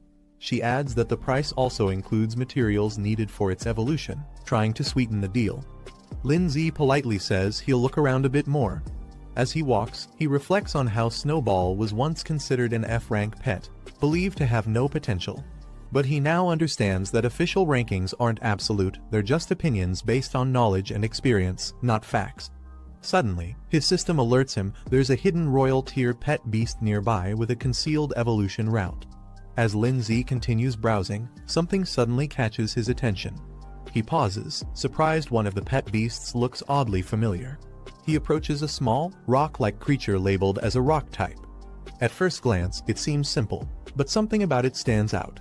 The display shows its basic evolution path into a larger, bulky stone creature with enhanced strength, defense, and elemental resistance. But what really surprises Lin Zi is its hidden evolution route. It doesn't just grow stronger, it can evolve into a being known as the Rock God, tapping into ancient bloodlines and gaining the power to control Earth itself. Lin Zi discovers the requirements for the rock-type beast's next evolution stage. He notes it needs full growth, elemental essence, and a rare powder, which hints at its hidden potential. He suddenly remembers why the creature looked familiar. It's the same base form that another person's pet, the giant rock beast, evolved from. But that one followed the normal path. What surprises Lin Zi is that this version could take a completely different route, one that leads to a divine-level evolution, something the other owner likely had no idea about. He compares the two pets. Mentally, Ice Crystal Spirit is more of a burst damage and control type, fitting for a mage role. Meanwhile, this rock-type beast would evolve into a warrior type, focusing on strength and endurance. The assistant, cheerful and enthusiastic, tells Lin Zi that the little rock beast is quite a popular choice, easy to raise, decent in battle, and very affordable. She offers it for 80,000, and Lin Zi agrees to buy it without hesitation. He also requests some additional materials for its evolution, listing them confidently. Hearing his request, the assistant is confused. She points out that the rock beast can't evolve using those high-grade materials and questions if he's planning to actually use them on it, especially since they're expensive and meant for more advanced pets. Lin Zi laughs it off, claiming the materials are meant for someone else as a gift, brushing aside her concern. Lin Zi checks his remaining balance, only 20,000 left. He's a bit frustrated that the evolution materials cost more than the pet itself. The assistant completes the transaction and hands him the sealing orb. The little rock beast is sealed inside with a brilliant glow, confirming the contract. As the bond is formed, a notification pops up. Lin Z has successfully signed his second pet beast, and earns plus 300 achievement points for it. That evening, Lin Z prepares for training. He sits cross-legged with the materials laid out in front of him and begins the summoning. The little rock beast appears in a flash of blue energy, its growth rate currently at just 12%. Lin Z checks his available achievement points, 800 total, and realizes he needs to raise the pet's growth to 100% before anything else. He spends 220 points, boosting the rock beast to stage 2 with full growth. A bright light surrounds the creature as it levels up instantly. Lin Z sits comfortably with the rock beast in front of him.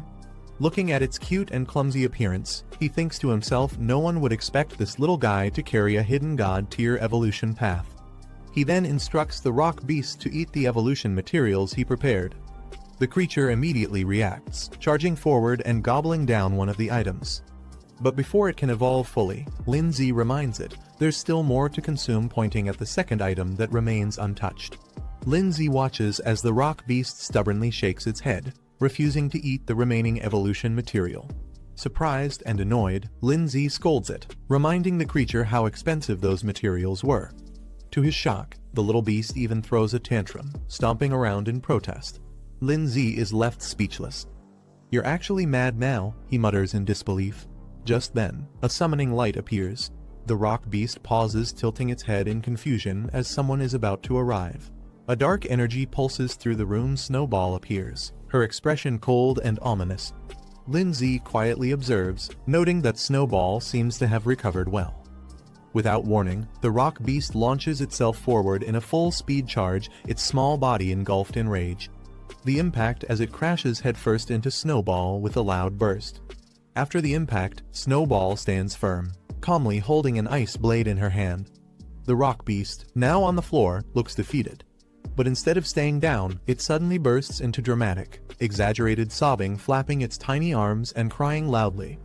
Lin Z watches the whole thing unfold and rubs his forehead in disbelief. He can't help but sigh at how overly his new pet is. Snowball stands with arms crossed, staring down the trembling rock beast. Her presence alone is enough to make it nervous and retreats slightly in fear. The rock beast, overwhelmed, starts shaking and lets out a puff of smoke, panicking under the pressure. Suddenly, a screen flashes. Snowball's growth rate reaches its peak, signaling a major breakthrough. Just then, Lin Z appears surrounded by a sinister red aura. His presence shifts dramatically, and the atmosphere becomes heavy. The red aura around Lin Z intensifies, bursting out in a violent surge of energy. Moments later, a new rock stands where the energy burst rock beast has evolved into a terrifying armored warrior form. Its entire body is clad in jagged, dark stone, exuding raw strength. A system panel flashes, confirming its evolution. The rock beast has now reached stage 9 of rank 2. It possesses several new skills and even greater potential, requiring 100% growth and rare earth elemental materials for its next divine evolution. Lin Z casually mentions that the evolution of rock beast into this form was something they clearly didn't see coming. The evolved rock beast glares intensely, its red eyes glowing beneath the armored helmet. Lin Z turns in surprise, sensing the sudden danger, but before he can react, the ground erupts beneath him. Rock beast has launched a powerful ground spike attack straight at him. As the spikes rush forward, Snowball reacts instantly, dashing through the air to intercept the attack, aiming to protect Lin Z before the strike lands. Rock beast charges forward with a brutal punch, aiming to crush everything in its path. A massive cloud of frost and mist explodes out as Snowball counters the attack. The sudden defense catches rock beast off guard. Its expression shifts from rage to confusion.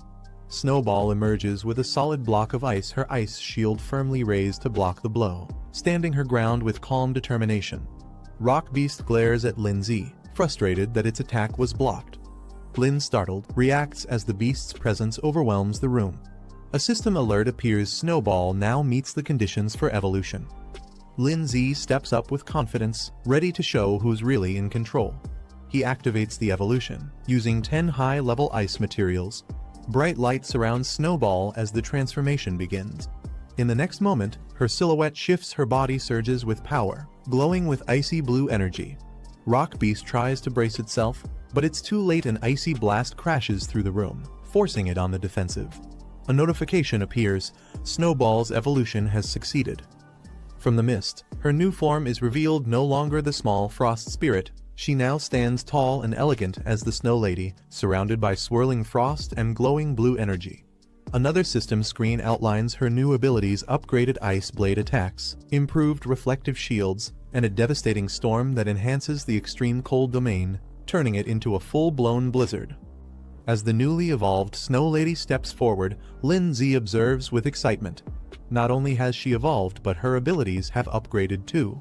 Facing her intimidating presence, Rock Beast hesitates, its stance weakens, and for the first time. Suddenly, sharp ice spikes rise up from beneath, catching Rock Beast off guard. Lindsay calmly gives the command, calling out Snow Ladies. Snow Lady unleashes a barrage of sharp icicles from above, raining them down on Rock Beast. Caught off guard, it stares up in shock, unable to react in time. Moments later, Rock Beast is on the ground, completely overwhelmed. Snow Lady stands tall. Lindsay walks over serious. He reminds Rock Beast of their contract. If it's going to stay under his command, obedience is non-negotiable. As he gives a final warning, if Rock Beast continues to act out of line, he won't hesitate to destroy it. Rock Beast trembles as Lindsay steps forward, asking firmly whether it will finally submit. With pressure still looming from the icicles above, Rock Beast quickly bows its head in agreement. But Lindsay doesn't let it off easily. He warns that next time, there won't be any second chances. Under the cold rain of icicles, Rock Beast gulps, completely intimidated. The beast clings tightly to Lindsay's leg like a child begging for forgiveness, while Snow Lady watches silently. Lindsay opens the door, only to be immediately confronted by a muscular man in a black tank top. The man is furious, demanding to know why Lin caused such chaos in the middle of the night. He points out the damage done to his home, especially the ruined wall. Trying to smooth things over, Lindsay puts on a nervous smile, apologizing and offering to cover the damages. But the man doesn't buy it. He snaps, saying this isn't the first time, and demands compensation not just for repairs, but for his mental stress too. He throws out a number, at least 300,000. Lindsay is stunned at the demand. 300,000. His face twists in disbelief. But the angry neighbor confirms it, insisting Lin must pay up within 3 days. As he starts threatening consequences, Rock Beast silently appears behind him, towering and menacing. The man doesn't realize the danger behind him until Rock Beast slowly raises its fist, glowing with fury. The angry neighbor suddenly freezes. He senses something behind him. Rock Beast's massive arm swings in at full force, stopping just inches away from the man's face as Lindsay calmly orders it to halt. Shaken and sweating, the man stares at the beast in disbelief. He stammers, asking if this terrifying creature is Lindsay's pet. He bows his head and quickly apologizes, trying to play it off as a misunderstanding. Rock Beast glares silently at the neighbor, its glowing red eyes narrowing with threat. Shaking, the angry neighbor quickly backs down, waving his hands nervously.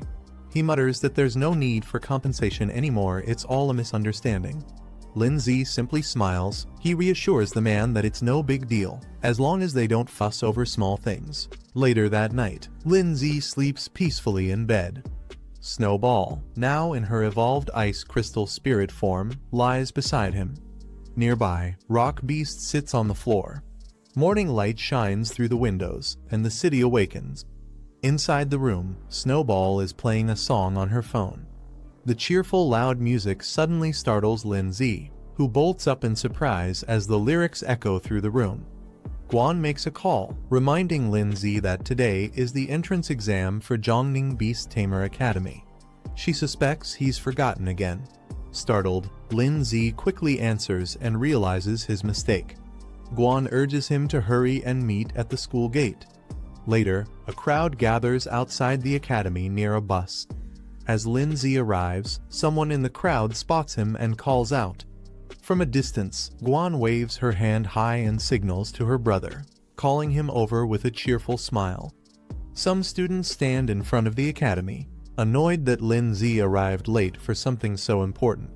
One of them mocks him, saying he clearly overestimates himself. Lindsay walks up calmly, brushing off their comments. Someone nearby defends him, reminding the others that he cleared a high-difficulty trial. Moments later, his teacher, furious, slaps Lindsay for being late again. She accuses him of oversleeping. Lindsay laughs it off, saying he's just been really tired lately and tries to play it cool despite the scolding. The teacher questions Lindsay about whether he's been seriously training his soul arts. She seems strict but concerned. Guan, watching from a distance, notices the interaction and feels a bit confused seeing them talk. The teacher then gathers all the students and begins addressing them formally. She reminds them that they're top students from Pinghai No. 1 high school, and this entrance test will be even more challenging. She encourages everyone to do their best, saying she'll be waiting for their good news. The students cheer together, full of excitement and energy as they prepare to depart. The mood is uplifting as everyone raises their hands in encouragement. Back in a quiet moment, the teacher looks at Lindsay with high expectations, silently hoping he can become a shining example for their school. The bus begins its journey through winding mountain roads. Inside, Guan starts a conversation with Lindsay, asking why he hasn't been replying to her messages and what he's been so busy with lately. Lindsay admits he's been swamped with tasks and completely forgot to check in, brushing it off with a laugh as the two sit side by side. Guan reassures Lindsay not to worry and excitedly shares that her pet bird has successfully evolved. She proudly asks if he's impressed. Lindsay is surprised and praises her, saying that with her pet's evolution, she should have no problem passing the upcoming entrance test. As their bus enters Jiangning City, the skyline comes into view. The towering buildings and scenery impress Guan, who gazes out the window in awe, marveling at the beauty of the big city. While enjoying the view, Lindsay accidentally finds himself a little too close to Guan. His face turns red as he notices her leaning in. Guan, realizing the awkward position, hesitates mid-sentence and freezes. The two stare at each other silently for a moment, both embarrassed. Suddenly flustered, Guan panics and quickly pulls back, her face burning red as she tries to recover from the moment. In the back seats, a few girls notice what just happened and chuckle to themselves. The group finally arrives at Jiangning Beast Tamer Academy. The building stuns everyone. It's grand, luxurious, and more magnificent than expected. Some students are amazed, calling it impressive and cool. They admire the fountains, statues, and palace design. One student remarks that just being able to attend a place like this makes all the effort worth it. As Lindsay walks forward, he calmly tells someone to step aside. A group of students led by a calm, confident man walks toward the academy gates. Their school is introduced, and their team has 17 students. Moments later, another group arrives, this time more energetic and aggressive. A muscular guy and a girl with pink twin tails lead the team of 21 students from a different school. Watching them, one of the pink-haired girls from Lindsay's side nervously reminds Guan that as their class leader, she can't afford to lose to them. Lindsay gives Guan a thumbs up, silently encouraging her before she steps forward confidently with her team. Their group, Pinghai No. 1 High, steps up to register 12 students in total. Nearby, a student from another school watches them and sneers, calling them country bumpkins.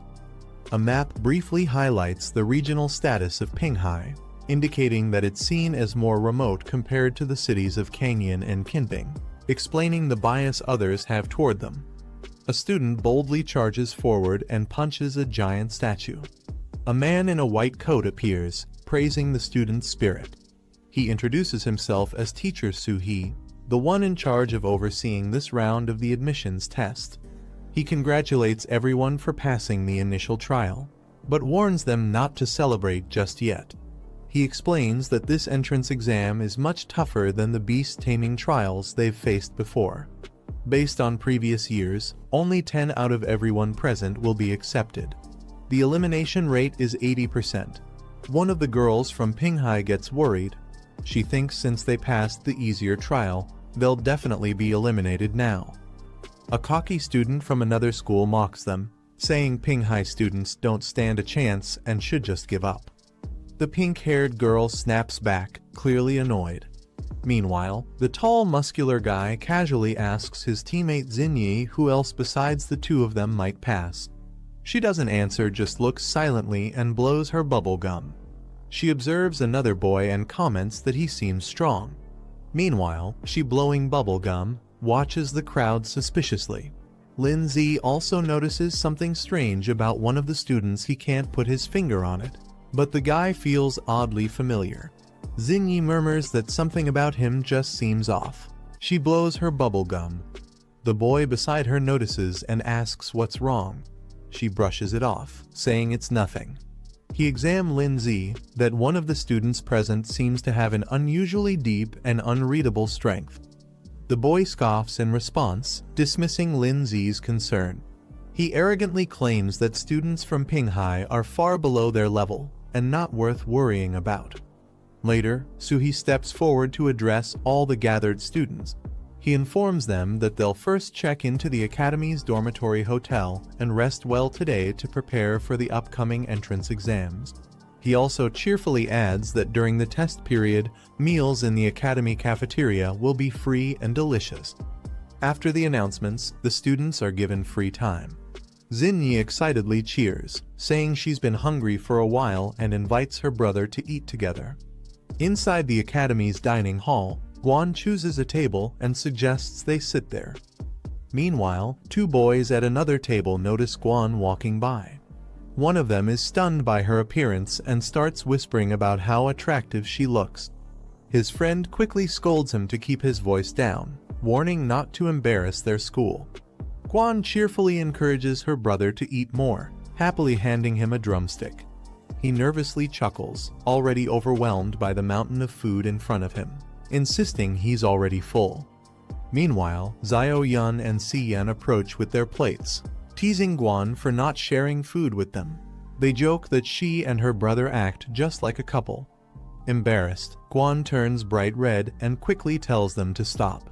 One of the boys at the nearby table is shocked to see that Lindsay is now surrounded by even more girls. He exclaims in disbelief that Lindsay somehow keeps attracting them. His friend becomes visibly frustrated, calling it unfair. He can't understand why Lindsay is so popular despite thinking he himself looks better. As some time, a large student politely approaches Guan, Lindsay, and the group, asking if he can sit with them. Guan glances up at him silently. The student is allowed to sit at the table.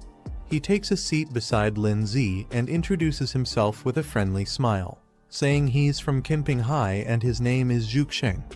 Curious, Lindsay looks over and asks what he wants. While eating, Zhuxing mentions he heard rumors about a high schooler from Pinghai who managed to clear an extremely difficult level. He wonders aloud if that student came to the academy as well. Xinyi and the other girls question Zhuxing's intentions, accusing him of trying to gather intel before the exams even begin. Zhuxing nervously waves his hands, claiming he just wants to make friends. He admits that since he's not particularly outstanding, gaining information is his best shot at having a chance in the upcoming tests. Guan responds bluntly, saying they don't have anything to share and tells him to leave. Embarrassed but trying to stay friendly, Zhuxing laughs awkwardly and says they shouldn't be so harsh. He adds that he already has a general idea of the capable candidates among the current exam group. Zhuxing points out a silver-haired student entering with 3 girls and introduces him as Lai Pengyun, the top student from Pinghai. He explains that Lai Pengyun is a recognized prodigy who recently cleared a high-difficulty trial.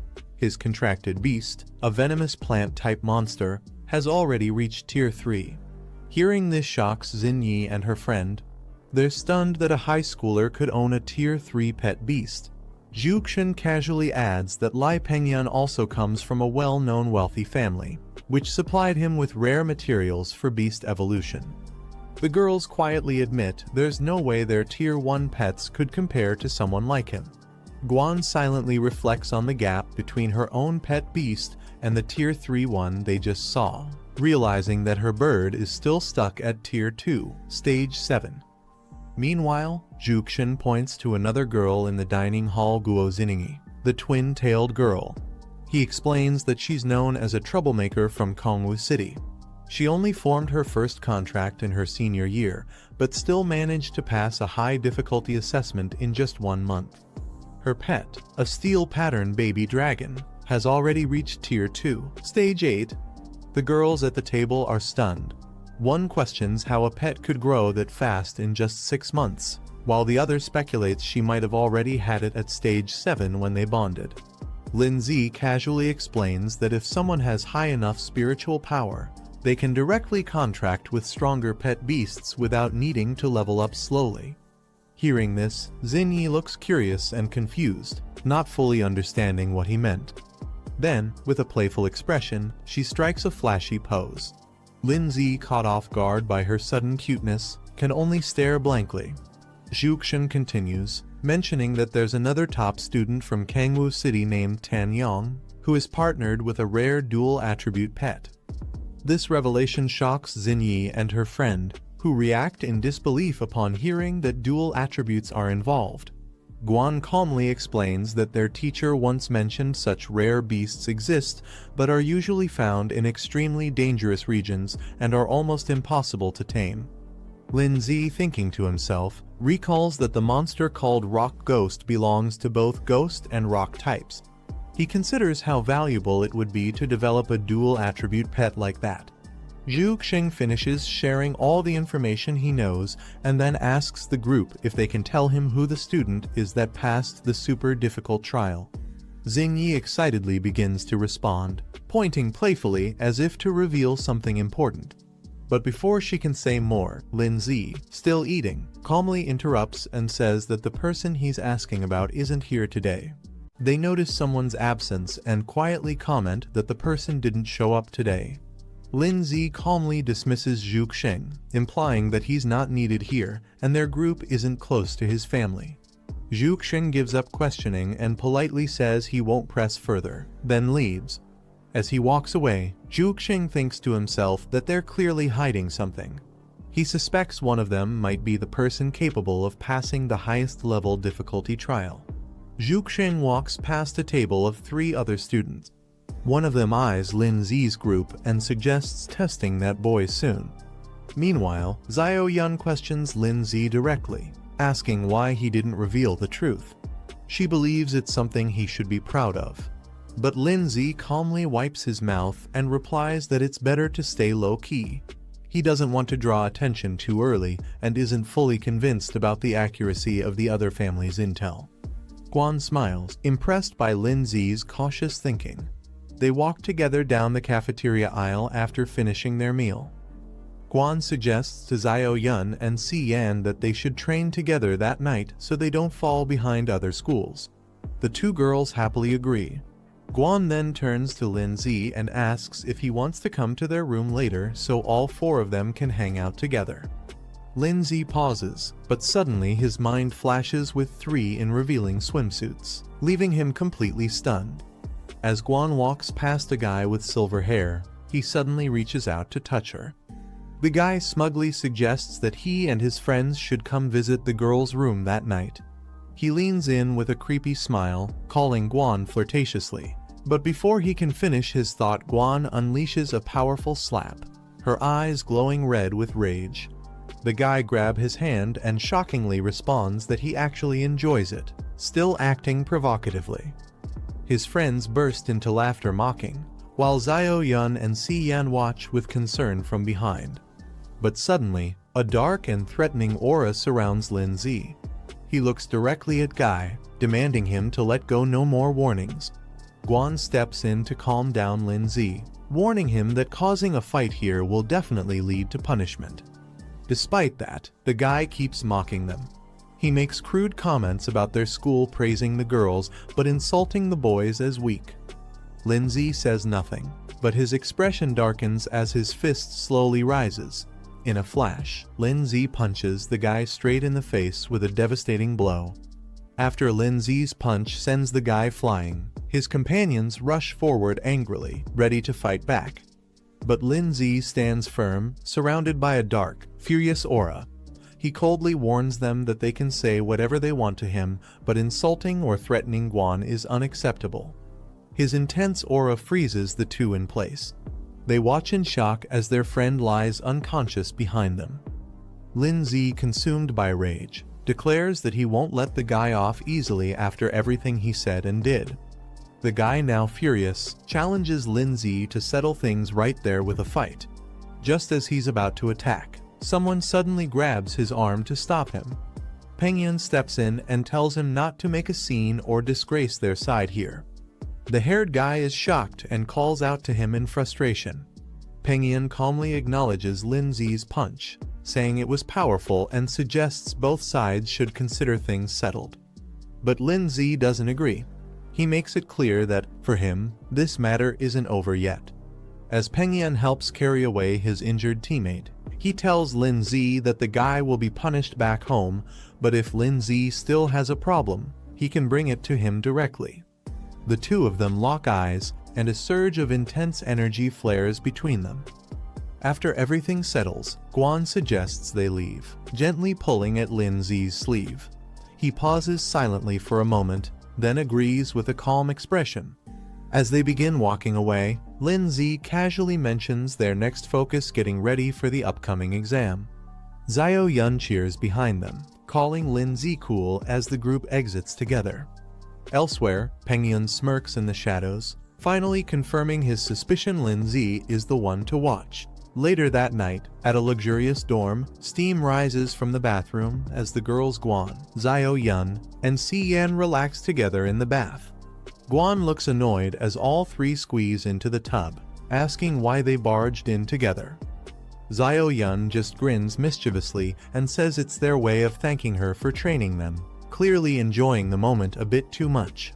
Si-Yan happily shares that their pet beasts have now reached Tier 2, meaning they're finally strong enough to win upcoming battles. As a thank you, she and Xiao Yun excitedly offer to give Guan a massage, but things get a little too enthusiastic. Guan, flustered and blushing, yells at them to stop touching her randomly. Inside a grand hall, students gather in neat rows facing a glowing red portal. At the front, Soo-hee addressing the crowd, claiming he has good news based on their recent exam performance. He reveals his true opinion: this group has the lowest scores he's seen, and he doesn't expect much from them. Xiao Yun, embarrassed, yells in disbelief. Behind her, a few boys argue and point fingers, blaming others for dragging down the group's results. Xiao Yun, fired up and furious, shouts at the student who mocked her group. She warns him not to cross paths with her after the exam, or he'll regret it. Meanwhile, Soo-hee explains the gathered students it will take place inside the illusion realm created by the Origin Stone Monument. There will be no difficulty selection, everyone will face the same trial. As the monument activates, the test name is revealed: Mystic Forest Trial. The surface of the crystal lights up, showing a vibrant, dangerous forest filled with magical creatures and traps. Inside the illusionary mystic forest, dangerous beasts with glowing eyes roam, ready to attack anything that enters their territory. Soo-hee explains the exam rules. Each participant will receive a point tracker, and their score will increase based on the beasts they defeat. He then outlines the scoring system. Defeating a level 1 beast earns 10 points, a level 2 beast grants 20 points, and a level 3 beast gives 40 points. However, Soo-hee warns them the forest is brutal. If their pet or the student themselves is eliminated, they'll be considered disqualified. He adds that in the forest center, there's a ranking monument displaying the top 10 players' scores and their current locations, making them both targets and competitors. As students process the exam details, some begin to panic. One of them voices concern about the presence of level 3 beasts, worrying they'll be instantly eliminated if encountered. Soo-hee continues the announcement. The exam will last 4 hours, and at the end, only the top 10 scorers will be selected based on points. Suddenly, Lai Peng-Yan raises his hand and asks a sharp question: can they only hunt beasts to earn points? Soo-hee grins darkly and praises the question. Then, he reveals the twist. Defeating other participants is allowed, and if they do, they'll inherit all of their opponent's points. The students react in outrage. Many can't believe such brutal rules are allowed. Some argue that it encourages betrayal among classmates. One student proposes forming a group to eliminate competitors from other schools to secure a top spot. A boy cracks his knuckles with a smirk, excited by the chance to fight without holding back. Meanwhile, Xinyi, blowing bubble gum, observes the chaos around her calmly and with little interest. Suhee silences the crowd. He tells them the real battlefield is far crueler and gives everyone the option to withdraw now if they're scared.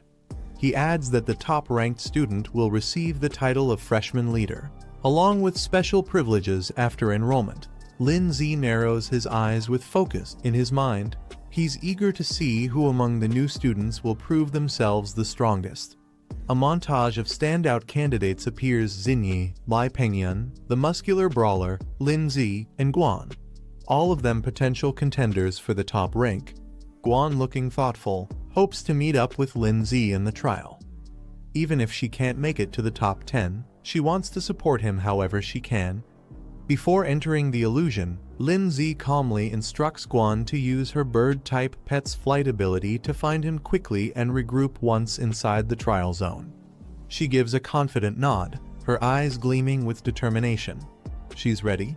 Suhee stands on stage, instructing everyone to stay calm as the trial is about to begin. A bright red burst signals the opening of the illusion realm. The transfer begins. Inside the illusion forest, Lin-Zi appears first. He calmly surveys the area, standing tall among the trees.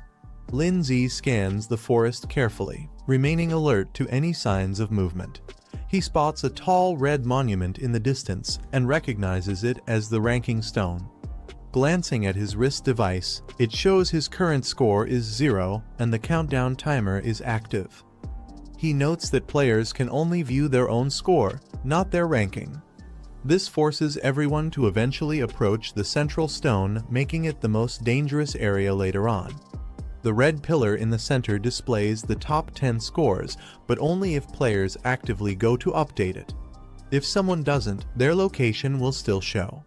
Lin-Zi realizes the true goal of this exam is to pit students against each other. The one with the most strength makes the rules here. He reminds himself that it's just a game. As his spirit beasts materialize behind him, he focuses having fun is what matters most. Suddenly, a sharp object comes flying toward him. Two-headed snakes rush at Lin-Zi, but a glowing barrier blocks them. Lin-Zi stays calm, barely reacting. He notes the barrier consumes little soul power, so he keeps it active as a precaution. Suddenly, Rock Ghost slams into the ground, summoned by Lin-Zi. Lin-Zi decides to observe the golem's performance without revealing his own strength. He wants to test the creature's dual attribute potential. The Rock Ghost stares down the retreating two-headed snake, which backs away in fear. Lin-Zi tells it to stop chasing, explaining the low-tier beasts aren't worth the effort due to low points. The Rock Ghost clenches its fists, excited by Lin-Zi's suggestion to find tougher enemies to fight. Lin-Zi remains calm, but quietly worries whether Guan-Ning will be able to locate him smoothly. A fiery centipede lies defeated behind Guan-Ning, who looks up with hope that everything goes smoothly. She checks her watch. 30 points, time remaining, 3 hours 45 minutes. She lets out a relieved breath. Pointing ahead, Guan-Ning commands her flaming bird, "Go, flame bird," and it takes flight. The flame bird soars through the sky, heading toward the red stone pillar. Guan-Ning clutches her hand to her chest. Her eyes look around as she quietly mutters, "Lin-Zi, where are you?" Guan Flame Bird glides high above the trees, scanning from the sky. Through her glowing eyes, Guan sees what the bird sees. Her vision locks onto the landscape ahead. Elsewhere in the forest, a student's small beast clashes with a massive red snail in a heated fight. Another student flees in panic as a weird frog-flying creature lunges at him from behind. A group of strange monkey beasts clap and cheer wildly, possibly having just evaded the flame bird's pursuit. The flame bird returns to Guan, who realizes her pet can't stay too far from her for long. Guan determines her only option is to try her luck near the stone monument. She believes Lin-Zi is strong enough to reach the top 10 and might show up on the ranking list. Without hesitation, she mounts a large yellow bird and launches into the sky. She jumps off the yellow ostrich mount mid-run. The bird runs off in a panic as she launches a surprise strike. Based on memory, she recalls this golden-back ostrich to be around rank 2, stage 5. Her flame bird swoops down in a blazing dive, burning through the sky with overwhelming power. She's confident it can win easily. The ostrich is engulfed in flames and collapses instantly. Guanning notes that she just earned 20 points with no effort. Just as the flaming ostrich falls, a boomerang crashes in, striking it down before it lands. Guan is startled. She looks around in shock, questioning who launched the attack and stole her kill. A large hand grabs the returning boomerang effortlessly. Standing confidently is a muscular beast man named Otto the Wildman, a humanoid pet beast of rank 2, stage 4. The guy watches smugly from behind. The guy grins as he smugly greets Guan, remarking on their fated reunion. She angrily confronts him for stealing her kill, but he just shrugs it off, saying there are no rules against it. He enthusiastically orders his pet Otto to attack, shouting for him to crush her flaming bird. Otto launches into the air with immense power, about to strike down with brute force. Guan shouts urgently, warning her flaming bird to dodge the incoming attack. A golden boomerang hurtles through the air, aimed directly at her. Guan realizes too late that it's targeting her, not the bird. The impact knocks her off her feet, leaving her vulnerable and dazed. The guy grabs her from behind and mocks her with a sinister smile, saying she won't be able to command her bird anymore now. He smugly explains how humanoid-type beasts like his have high intelligence, allowing them to act independently while his commands are just suggestions. His beast grabs Guanning flaming bird tightly, restraining it completely. The guy creepily whispers to Guanning, enjoying her helpless state before she gets eliminated. On the other side of Lindsay, he checks his wrist display. His current score is 40 points, and 3 hours 28 minutes remain in the exam. Rock Ghost silently finishes off another beast and tosses the body aside, while Lindsay calmly walks ahead without turning back. He casually checks his wrist tracker again as he hears strange sounds from deeper in the forest. A strange-looking creature called Big Belly Beast appears. It's a round, heavy-looking beast being led by a player. He spots them and smirks, thinking this will be an easy score. Zhu Xing checks his wrist tracker, revealing he already has 60 points. He advises himself not to get too relaxed. He suddenly notices the arrival of Lindsay. Recognizing him, he mentions they've met in the cafeteria before. Lindsay smiles calmly, thinking to himself that this guy probably doesn't know his identity. Since he seems informed, he could be useful. Rock Ghost stands proudly, drawing Lindsay awe. He wonders if it's a rare beast since he's never seen one like it before. Zhu Xing watches from a distance, assuming Lindsay isn't the same Lindsay who passed the advanced trial. He believes Lin uses an ice-type beast, unlike the golem beside him. Lindsay smiles and humbly claims his beast is nothing special, just a basic D-rank pet that reached level 2. Zhu Xing proudly presents his unusual and rare monster, a mutated beast that has already reached level 2, stage 7. Zhu Xing boasts further, offering to let Lindsay follow him and earn points together. He promises that if Lin listens to him, he'll easily get into the top 10. Lindsay excitedly celebrates, thinking he's finally found a teammate to rely on. However, Zhu Xing secretly grins, thinking Lindsay is a fool. He plans to use Lin's strength and then betray him once he's no longer useful. Guanning reaches out to grab the guy. She flips the guy over her shoulder in a surprise move, slamming him to the ground with a loud thud. The guy, humiliated, curses in frustration after being slammed down. His eyes widen in shock. Guanning, now calm but deadly serious, reminds him that last time her brother held back, this time she won't. As she declares, demonize, pink and black flames erupt around her. The beast turns its head in shock as demonic pink-purple flames suddenly ignite beside it, leaving it stunned. From within the flames, a dark-horned bird emerges, eyes glowing and body wrapped in ominous smoke, descending like a demon from the sky. The flame bird swoops down with blazing pink flames. Otto panics as flame bird surrounds him, his face filled with fear. Terrified, Otto turns and runs away, ignoring his master's desperate call to return. Standing on top of Guy, Guoning mocks him, remarking how having a pet with its own will isn't always a good thing. Lying on the ground, the guy smirks and arrogantly makes a final remark, pointing at himself mockingly. He is abruptly silenced by a powerful strike that sends him flying. Guoning stands over his unconscious body and notices her score has increased to 70, confirming she gained points from defeating him. The ranking crystal updates, displaying the top 5 scores. Guoning is now in 4th place with 70 points. The instructor observes the leaderboard and is surprised someone already surpassed 100 points in under an hour, exceeding expectations for this batch of examinees. Pengyun is walking toward the battlefield through the glowing portal. A massive spotted savage tiger beast type stage 3, level 1 towers over Pengyun ready to attack. His pet, poison vine demon plant type stage 3, level 3 appears nearby, indicating a high-level threat zone. The spotted savage tiger suddenly charges forward with ferocity, aiming straight for Pengyun. Poison vine demon eyes glowing as he alert. With a sudden burst, the poison vine demon launches its vines, piercing into the tiger's body and pinning it to the ground. The tiger is forcefully slammed away, overwhelmed by the power of the vine-based monster. The spotted savage tiger tries to resist, its face twisted in rage as vines continue to entangle its mouth. Despite the struggle, the tiger collapses in front of Pengyun. He calmly tells the poison vine demon to stop playing and prepare to hunt the next target. The savage tiger's eye widens in shock.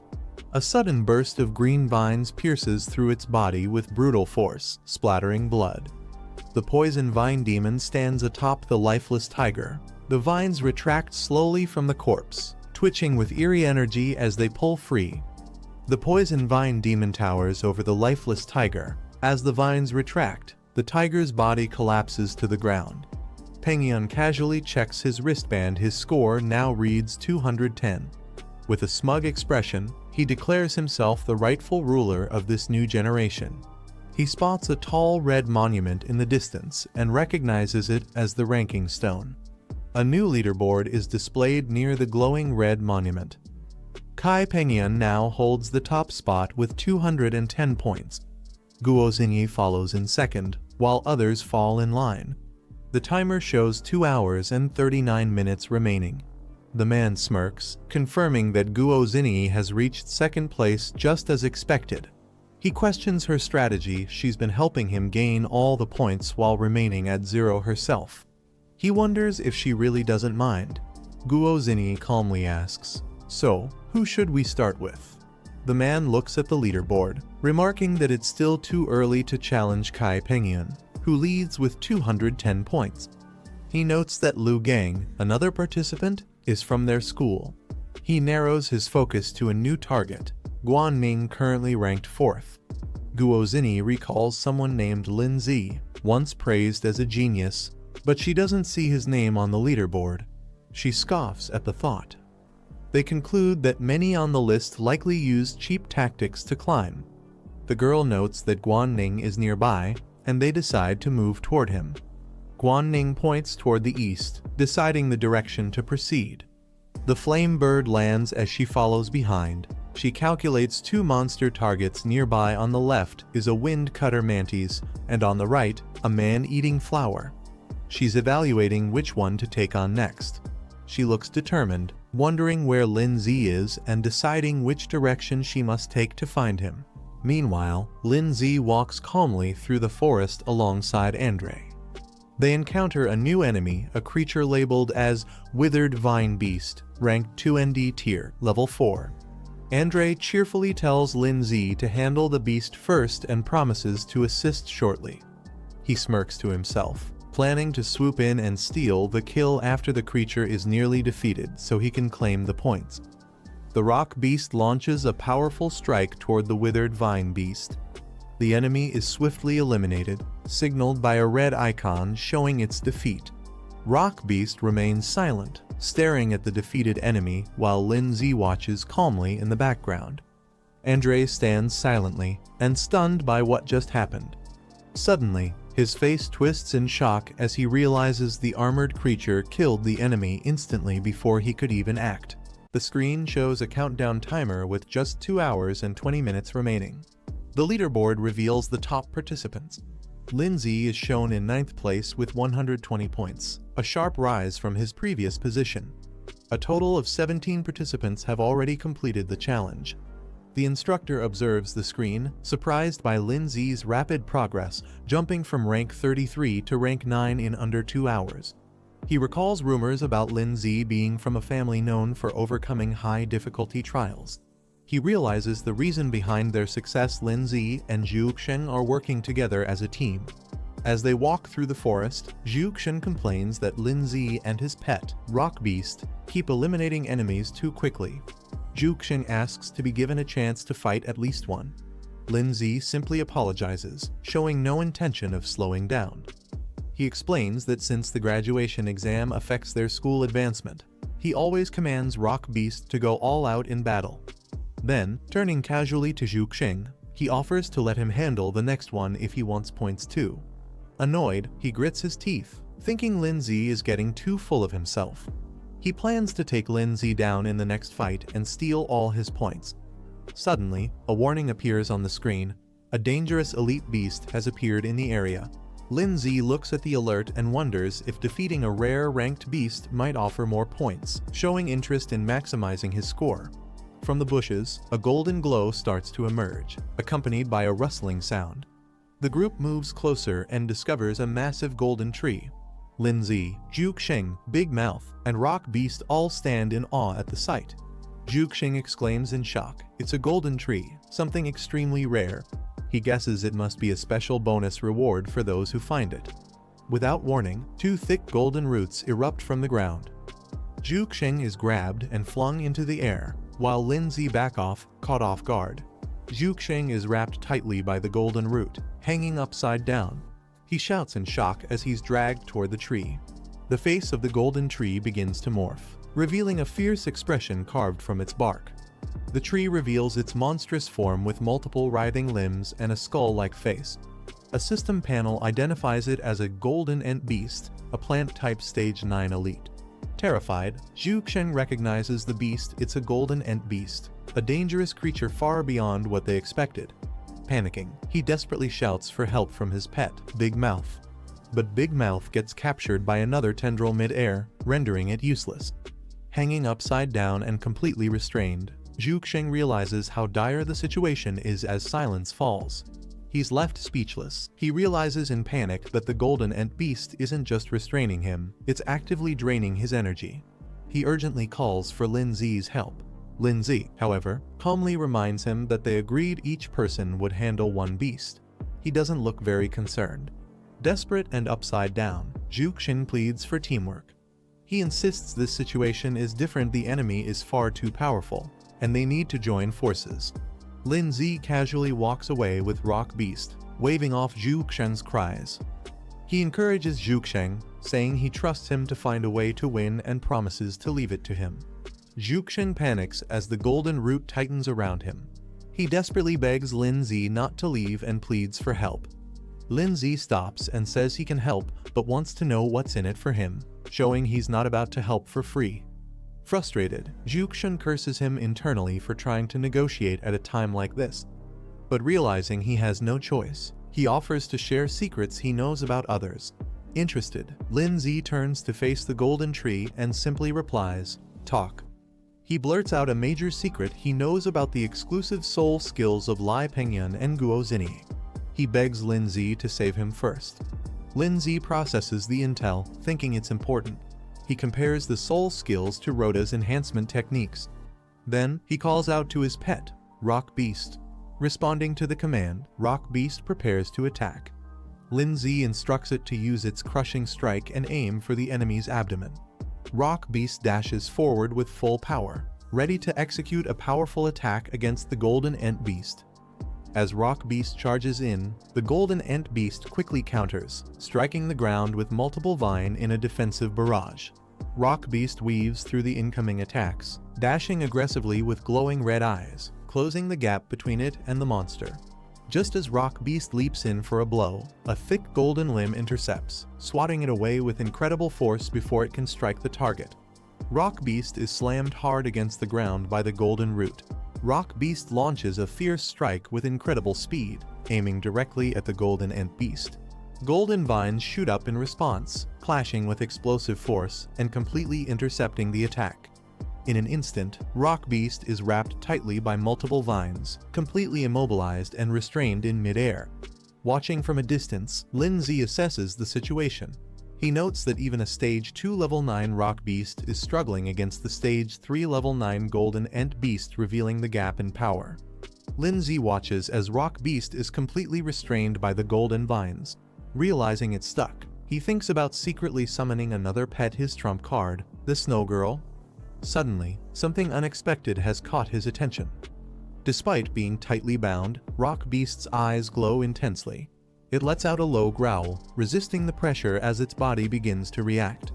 Lindsay shouts out in alarm, calling Rock Beast's name. Rock Beast begins to power up. Lindsay shouts at it, demanding it break free with everything it has. The Golden Ant Beast notices the rising energy and reacts. Its vines surge forward, tightening around Rock Beast in a panic. The monster wraps Rock Beast completely, entangling it into a massive vine cocoon, trying to suppress it with overwhelming force. Rock Beast's body begins to disintegrate into energy, vanishing inside the vine prison. Zhu Xing screams in horror. He believes Rock Beast is finished, completely absorbed by the Golden Ant Beast. Lindsay stands before a glowing portal as a countdown reads 1 minute and 54 seconds. The number of current participants is shown to be 27. Inside the observation room, the instructor watches closely. He reflects on Lindsay's decision to challenge a high-difficulty trial, curious to witness the true strength this young prodigy possesses. The Golden Ant Beast tendrils writhe through the air. Suddenly, dark and purple energy begins to spiral upward, forming a chaotic vortex. Lindsay looks surprised as he notices a sudden change in his surroundings. In a burst of energy, the Rock Beast, Lindsay's pet, undergoes a powerful transformation. Now enveloped in glowing blue energy, its form becomes humanoid and shadowy, radiating strength. A system notification appears, announcing the unlocking of a new skill, Ghost Spirit Form, active for 30 seconds. Zhu Xing, now trapped by the Golden Ant Beast, hangs upside down in shock. He stares at the transformed Rock Beast, unable to comprehend what he's seeing. From a distance, Lindsay observes that the dual-attribute beast now possesses unique abilities. He's eager to test how powerful the Rock Beast is in this new Ghost Spirit form. The Ant Beast lets out a furious roar and charges forward. Its glowing golden tendrils lash out wildly, launching a fierce assault. The transformed Rock Beast, now in its Ghost Spirit form, swiftly dodges the incoming attacks. The tendrils pass right through it without causing any damage. Zhu Xing watches in shock as the Golden Ant Beast continues its rampage, but its attacks prove useless. Lindsay realizes that the Rock Beast, in this state, has no physical body, allowing it to completely negate all physical attacks and control effects. Lindsay looks at the system interface that displays the Rock Beast's skill list. One of the skills, Shatter Impact, is currently disabled, but others like Stone Projectile and Earth Spike remain usable. He calmly issues a command to the Rock Beast. He instructs it to use its Stone Projectile skill and target the enemy's eyes and abdomen for maximum damage. Responding immediately, the Rock Beast in Ghost Spirit form charges energy into its hands. Blue aura surges around it, ready to launch with precision. The stones are fired with immense force, striking the Golden Ant Beast directly. The Golden Ant Beast lets out a cry and stumbles backward, visibly injured. Its body twists in pain while Zhu Xing still trapped. Lindsay observes calmly, but his thoughts are serious. He realizes that the level difference between them and the Golden Ant Beast is too great. The damage they've dealt so far isn't enough to bring it down. Zhu Xing, panicking, yells for his pet Big Mouth to run while carrying him away. Big Mouth bolts forward with surprising speed, dragging Zhu Xing to safety. While bouncing along, Zhu Xing curses his luck. He's not worried about injuries, he's worried that if Lin Zi dies, all the points Lin earned would go to waste. From the distance, Lin Zi watches them retreat. Big Mouth bounces off into the woods with Zhu Xing on its back, disappearing into the forest. The golden ant beast roars again, unleashing a barrage of golden tendrils. Lin Zi calmly calls out the name of Snowball. The tendrils rush toward him, but he stands firm. With a burst of energy, Snowball appears beside Lin Zi, surrounding them both in a shimmering blue aura. Snowballs begins activating her power. She unleashes her powerful ice magic. Giant frozen cyclones erupt around her as a snowstorm covers the battlefield. The golden ant beast roars, caught off guard by the sudden temperature drop. Amid the swirling ice, the transformed rock beast now with his first form steps forward. Lin Zi gives the order, and the rock beast launches forward at full speed. It activates the skill Shatter Impact, channeling all its power into a destructive charge. With a loud crash, the rock beast smashes directly into the golden ant beast's face. The collision explodes with energy, delivering a devastating strike as the monster lets out a deafening scream. Snowball prepares wave of ice magic, her pink eyes glowing as she channels her frost energy. She raises her hand, summoning another powerful spell to freeze the battlefield. The rock beast, still in its armored red form, hears Lin Zi's command. The rock beast pierces through the frozen battlefield, its shadowy form crashing into the golden ant beast again. Lin Zi steps forward with determination in his eyes. He clenches his fist and declares it's not over yet. With a final burst of strength, Lin Zi launches a powerful blow directly into the golden ant beast's face. The impact explodes with golden energy, combining his force with the rock beast's assault. The battlefield falls silent as the golden ant beast collapses, shattered and defeated. Ice fragments and broken tendrils scatter across the field, while Snowball and the rock beast stand victorious. A system prompt appears, confirming the golden ant beast has been eliminated. Its glowing eyes fade as the battle officially ends. Lin Zi receives confirmation of the kill, and the victory is sealed. The rock beast evolves to stage 3, unlocking a new advanced form of its ghost spirit mode. This new form doubles its previous power and duration, allowing it to copy Lin Zi's movements and abilities for 10 seconds at the cost of 100 achievement points. Lin Zi opens the reward panel and grins. He praises the usefulness of the new skill, feeling that spending achievement points on it was completely worth it. He reflects on how the rock beast's ghost spirit form boosted their combat strength by over 100%, and even managed to level up during the battle. He's thrilled by the gains. This was a massive win. The screen displays Lin Zi's total score. 180 points remain, with 1 hour and 20 minutes left on the clock. The instructor watches from the headquarters, stunned by Lin Zi's performance. He especially notes the appearance of Snowball, the frost-type pet. If his guess is right, she's a rare beast with incredible potential. He wonders how Lin Zi was able to tame such a creature. Meanwhile, Lin Zi reflects to himself. Defeating a rare stage 3 beast granted a massive 60-point bonus. He'll have to start being careful to not attract too much attention. But just as he's thinking this, he suddenly senses something strange nearby and questions what's going on. Zhu Xing and his pet Big Mouth arrive back at the battlefield, shocked to see the shattered remains of the golden ant beast. With wide eyes, Zhu Xing yells in disbelief. He can't believe that Lin Zi actually managed to defeat the golden ant beast all by himself. But his confusion quickly turns to curiosity. Pointing at Snowball, who's still standing beside Lin Zi, he asks who she is. He wonders if she's another examinee, and which academy she belongs to. Lin Zi, caught off guard, realizes he forgot to unsummon Snowball. Internally panicking, he knows he can't keep up his low-profile act now that Zhu Xing has seen her. Zhu Xing is still stunned as he points at Snowball. He loudly wonders what's going on, assuming she must be a humanoid ice-type beast that somehow defeated the golden ant beast herself. He begins analyzing it, further questioning whether Snowball is an independent beast or someone's summoned pet. He nervously speculates that if she's a pet, then her master must be nearby and dangerously strong. Zhu Xing panics even more. Realizing she's an ice type, he wonders if her master could be the rumored Lin Zi. If that's true, then Lin Zi's strength is clearly far above their level, and they might be the next targets. Lindsay stands silently, unable to say anything. Watching Zhuxing spiral into his own exaggerated assumptions, he just internally sighs, knowing things are now way off script. A system warning suddenly appears, fake summon attacking us. Snowball, facing the others, seems to be preparing for something. Lindsay and the rock beast turn their attention toward her. Snowball looks genuinely confused, tilting her head as question marks float around her. Zhuxing grows more anxious. He points at Snowball and nervously tells Lindsay that she's staring directly at them. Lindsay silently nods, trying to keep calm. Without warning, Snowball unleashes a flurry of icicles into the air. Massive ice spikes rain down toward their direction. Snowball calmly gathers energy in her hand, casting another wave of ice magic.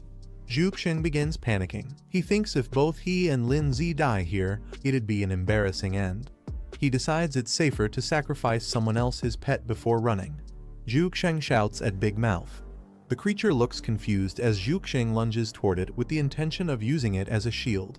Zhuxing yells that it's for protection, trying to justify his selfish survival tactic while his pet is left stunned. Snowball calmly announces she's fine and voluntarily returns to her summoning space. The rock beast also appears. A message displays, "You too, return." Zhuxing, still panting from panic, leans against Big Mouth, who looks just as exhausted and confused. Zhuxing wipes his sweat and smirks proudly. Perfect, he thinks. Not only did he survive the crisis, but he also earned points. Zhuxing, drenched in sweat, asks if things are finally safe. He's startled to see Lindsay. Lindsay calmly rises from inside Big Mouth. Protected by a glowing barrier, he casually asks if he can come out now, revealing he's been safe the whole time. Zhuxing panics again, yelling at Big Mouth not to release him yet because the threat might still be behind them. Internally, he's confused. Lindsay should have been digested by now, yet he's perfectly fine. Big Mouth makes a strange sound as it struggles with something. Big Mouth suddenly spits Lindsay out, sending him tumbling onto the grass. Zhuxing watches in shock, trying to understand how Lindsay managed to survive inside his pet. Lindsay calmly adjusts his jacket and casually comments that maybe Big Mouth just had trouble digesting him. Zhuxing quickly changes tone, suggesting that if the monster had kept chasing them, they could have teamed up to defeat it together. Zhuxing forces a smile. Inside, he admits that this guy is actually scarier than he thought. Lindsay confirms that the enemy doesn't seem to be chasing them anymore. He then asks Zhuxing to finally explain what the exclusive soul technique is all about. Zhuxing suggests they head to the stone monument first to check if their team made it into the top 10 rankings. He agrees to explain everything along the way. While walking, Zhuxing explains that exclusive soul techniques are rare skills awakened by only a few exceptionally gifted beast tamers. They're unique and personalized based on one's physique and talent, not something that can be taught or learned from books. Curious, Lindsay then asks what kind of exclusive soul techniques Guozini and Lai Pengyun, two other individuals, possess, wanting to understand how his peers compare. Zhuxing runs excitedly toward the large red stone monument, eager to check the latest rankings. The ranking list lights up. Lai Pengyun 370, Guozini 340, Tang Yang 250, Lu Gang 210, Lindsay 180, and others down to the 10th spot with 100 points. There's less than an hour left in the trial. Zhuxing scans the board and, as expected, doesn't find his name. He sighs in disappointment. But he quickly pumps himself up. There's still time left, and the 10th place only has 100 points. If he can add Lindsay's contribution to his total, he's confident he'll break into the top 10 rankings. Lindsay walks up to the stone pillar with Zhuxing, both staring at the leaderboard. Zhuxing tries to call out to him, attempting to confirm. Zhuxing's eyes widen as he sees Lindsay's wrist glow with red numbers. Lindsay reveals his wrist. His score is clearly shown as 180 points. Zhuxing leaps forward in shock and amazement. He shouts in disbelief, this quiet guy actually has 180 points. He realizes just how underestimated Lindsay truly was. The leaderboard updates, showing Lindsay 180 points in the 5th position. Zhuxing crouches, trembling beside the monument. He stammers, struggling to ask what Lindsay's name is. Lindsay coolly responds, stating his name without hesitation, Lindsay. Zhuxing freaks out completely. pointing at Lindsay. He yells that Lindsay was pretending to be weak the whole time, while secretly being way ahead of him. Zhu Xing finally realizes Lindsay's full strength. He had 2 pets all along, including the powerful ice-type girl. Zhu curses himself for not recognizing that Lindsay was hiding his true abilities. Lindsay calmly reminds Zhu Xing that if it weren't for his help, Zhu would have already been eliminated by the Golden Ant Beast. He demands Zhu to finally share the information he promised. Zhu Xing snaps in frustration, yelling that Lindsay will never get what he wants. His face twists with rage as he launches forward, ordering his pet to attack. In a shocking betrayal, Zhu commands Big Mouth to devour Lindsay completely. Lindsay counters instantly. His ice-type pet and rock guardians spring into action. Snowball unleashes her true power. A majestic ice dragon forms in her hand. With a single cast, she freezes Big Mouth solid, shocking Zhu Xing, who watches helplessly as his strongest pet turns into a block of crystal. Zhu Xing collapses to the ground, trembling. Lindsay, flanked by his powerful pets, towers over him. Lindsay coolly approaches Zhu Xing, declaring that although his score isn't high, it's still equivalent to a rare 3rd-rank beast, enough for him to take. Terrified, Zhu Xing begs for mercy, yelling that he'll talk, just don't hurt him. But Lindsay changes his mind. With Snowball by his side, he calmly says he no longer cares what kind of soul technique others have, it makes no difference to him now. Zhu Xing freezes in confusion, struggling to understand what Lindsay means. Lindsay stands confidently before Zhu Xing, declaring that none of them are even close to being his match. Panicked, Zhu Xing screams out for Snow Girl and tries to command her. Suddenly, a sharp flash slices through the air too fast for him to react. A brutal strike lands directly in Zhu Xing's abdomen, blasting him back with blood spraying, his eyes wide in disbelief. Zhu Xing, heavily injured, mutters Lindsay's name as Pengyan approaches with poison ivy by his side. Pengyan smirks, saying he's waited a long time for this moment, as his twisted pet beast snarls beside him. Zhu Xing yells out in panic, warning his boss that Lindsay is dangerous and has a powerful ice pet beast. Lindsay calmly stares forward, recognizing the new arrival. He notes that their unfinished business will now be settled. Pengyan turns away, dismissing the green beast and telling it to retreat. Zhu Xing laughs confidently. He proudly claims that even though he lost, his points were handed over to the boss. The poison ivy smirks and begins to vanish in a puff of smoke. Thick fog spreads around the area as the creature disappears completely. The leaderboard updates, showing Pengyan at the top with 430 points, while Lindsay remains in 5th place. Pengyan steps forward confidently and demands that Lindsay reveal his full strength. He wants to settle who truly deserves the top spot among beginners. Lindsay calmly responds, saying he has no interest in such a title and is willing to let Pengyan have it. Pengyan smirks, interpreting Lindsay's words as a sign of surrender. He bursts into mocking laughter, calling Lindsay a coward. He declares his plan to eliminate all the top contenders: Guo Zini, Tan Yang, Lu Gang, and Guan Ning. With a twisted expression, Pengyan confesses he finds destroying others utterly thrilling. The thought alone excites him.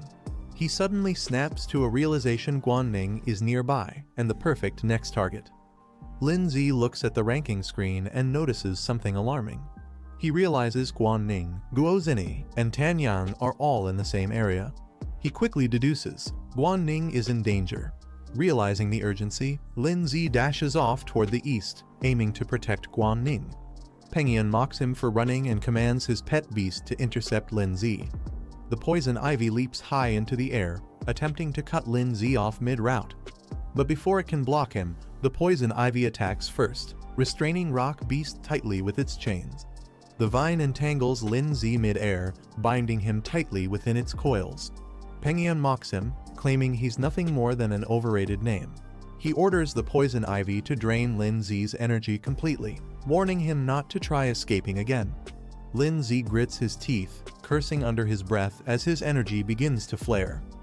Pengyan arrogantly dismisses Lindsay, unaware that Ice Queen is rapidly closing in behind him.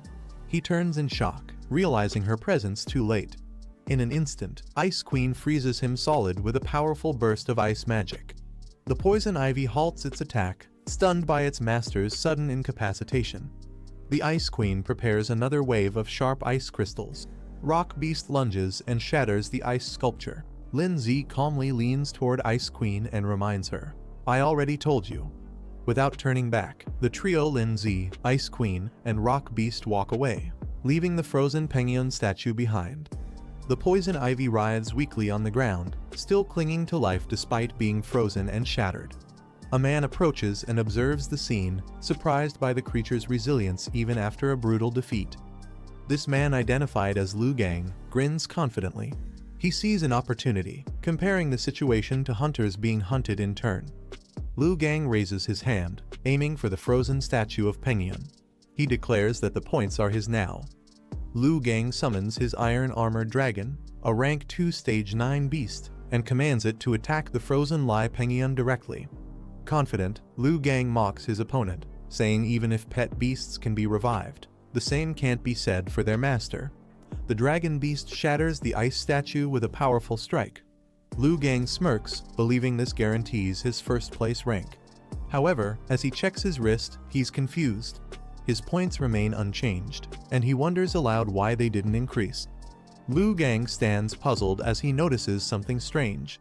Despite his confident strike, the points haven't transferred and nearby. He turns around, suspicious, only to spot a vine creeping closer. Before he can react, the vine launches at him with fierce speed, stabbing directly into him in a surprise attack. Penguin calmly walks up, explaining that there's no harm in revealing secrets to someone already eliminated, as Liu Gang is ensnared. He reveals his terrifying secret technique, mimicry synchronization, as his face shifts into a monster form. Liu Gang is caught off guard, trying to call his pet for help, but he's already being constricted tighter by the vine. The iron-armored dragon attempts to respond to the command, but it's too late. It's already entangled and pinned down by the vine beast. A burst of smoke signals its defeat, as the vine completely suppresses the armored beast. Lin Z swiftly approach from above. He spots them and immediately becomes alert. He warns them, saying that if they dare touch his little sister, they'll face consequences. With fierce determination, Lin Z rushes down at high speed. His eyes burn with rage as he declares that they are as good as dead. On the ground, several people are already gathered. Lin Z's sister is surrounded by creatures, including a beast, a dark spider, Xinyi and Tanyong standing guard. Suddenly, a small white dragon with horns appears. The screen displays its identity, Coiling Pattern Baby Dragon, Stage 2 Level 8, Dragon Type. Guan struggles to move, trapped within a water spell. She tries to break free but fails. Tanyong coldly tells her not to waste her strength. There's no escape from a spirit master's water prison. Behind him, a terrifying water ghost creature floats in the air. A label appears, Second Rank Spirit Master, Ghost Water Type. Tanyong confidently raises his hand, explaining that the water prison is impossible to escape from once activated. He turns to Xinyi, saying she can take over. He suggests that if she defeats Guan and claims her points, she'll have a real chance at becoming the top freshman. Xinyi smiles teasingly and questions if he's hesitating because Guan is too pretty to hurt. Tanyong doesn't respond, staying silent as Xinyi watches him curiously. Tanyong stands with his arms crossed. He responds to Xinyi's teasing, saying he's not interested in other girls, hinting that Xinyi is the only one he cares about. As Guan remains trapped inside the water spell, Xinyi gets ready to strike. But Tanyong interrupts her, telling her to wait. She's confused and asks what they're waiting for. Xinyi's eyes light up with excitement. She smirks and says they should wait for the big fish to take the bait. Suddenly, Lin Z bursts in at high speed, attacking with deadly force. The impact shocks Tanyong, who immediately reacts with surprise. Tanyong activates a water shield to protect Xinyi from the sudden strike. Waves surge up around them as he barely blocks the powerful attack. Lin Z's pet beast, Snowball, crashes down with force, scattering black debris and emitting purple smoke. Lin Z walks forward calmly, flanked by his two powerful companions, his rock beast and Snowball. Lin Z glares at Tanyong and Xinyi. He demands that they release Guan immediately before it's too late.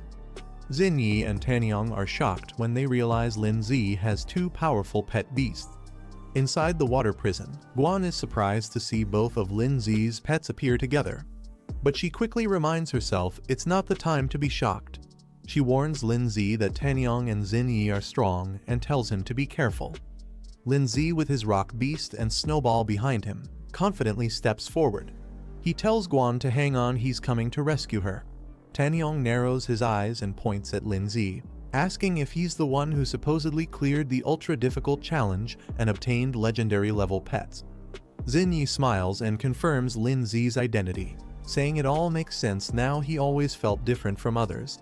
Tanyang rolls up his sleeves. He says he'll find out Lin Zi's true strength by facing him directly. Xin Yi warns him to be cautious, sensing that Lin Zi isn't an ordinary opponent. Tanyang charges forward with confidence. He tells Xin Yi that if he beats Lin Zi, he'll give her the points, making her the top freshman. If he loses, she's free to take his points instead. As he launches his attack, he commands his ghost spirit to restrain Lin Zi. A burst of energy and blue magic fills the air as Tanyang tries to take control of the battle. Lin Zi channels his power and activates a fierce soul-based technique. With a surge of yellow energy, Lin Zi launches a devastating attack called Tidal Force Impact, breaking through the enemy's defense with explosive force. Tanyang watches in disbelief, sweating as he realizes how overwhelming Lin Zi's soul technique is. He didn't expect this level of strength. Before he can react, Lin Zi's rock beast suddenly lunges forward, landing a direct punch on Tanyang, catching him completely off guard. Tanyang retaliates by summoning a giant water pillar from the ground, launching Lin Zi's rock beast into the air with a powerful blast. Before the beast can recover, it's trapped mid-air in a swirling ball of water, completely immobilized by Tanyang's technique. Pointing upward, Tanyang commands to catch one beast first, focusing their efforts on restraining Lin Zi's companions one by one. Lin Zi calmly watches and activates another ability, Ghost Spirit Mode. Lin Zi's ghost form activates and leaps into the air, breaking through the water trap effortlessly. His body pulses with dark energy as he descends with speed and power. With precision, he strikes from above using a ground-piercing attack. Purple energy erupts, and spikes burst from below. Dark aura spreads around his spirit beast, which morphs into a shadowy figure and unleashes a powerful ghost skill, devastating the area with waves of cursed energy. Tanyang grins wildly and reveals that his spirit beast is also ghost type. Confidently, he declares that he too is immune to physical attacks, laughing as if the tables have turned. Xin Yi suddenly shouts a warning, telling Tanyang to watch out behind him. Tanyang turns too late. He's struck hard and sent flying into the air by a powerful blow. He glances back in shock and sees the ghostly spirit standing in a fierce battle stance. A label appears, Ghost Spirit Clone. It's revealed that Lin Zi had used a decoy to ambush Tanyang from behind. Lin Zi calmly watches as his ghost clone lands a solid blow, sending Tanyang crashing to the ground. He remarks that unfortunately, Tanyang isn't immune to physical damage. Tanyang grits his teeth, stunned by the sudden attack. In desperation, he yells to activate a sealing spell, Necro Spirit Seal, hoping to suppress Lin Zi's ghost power before things spiral further out of control.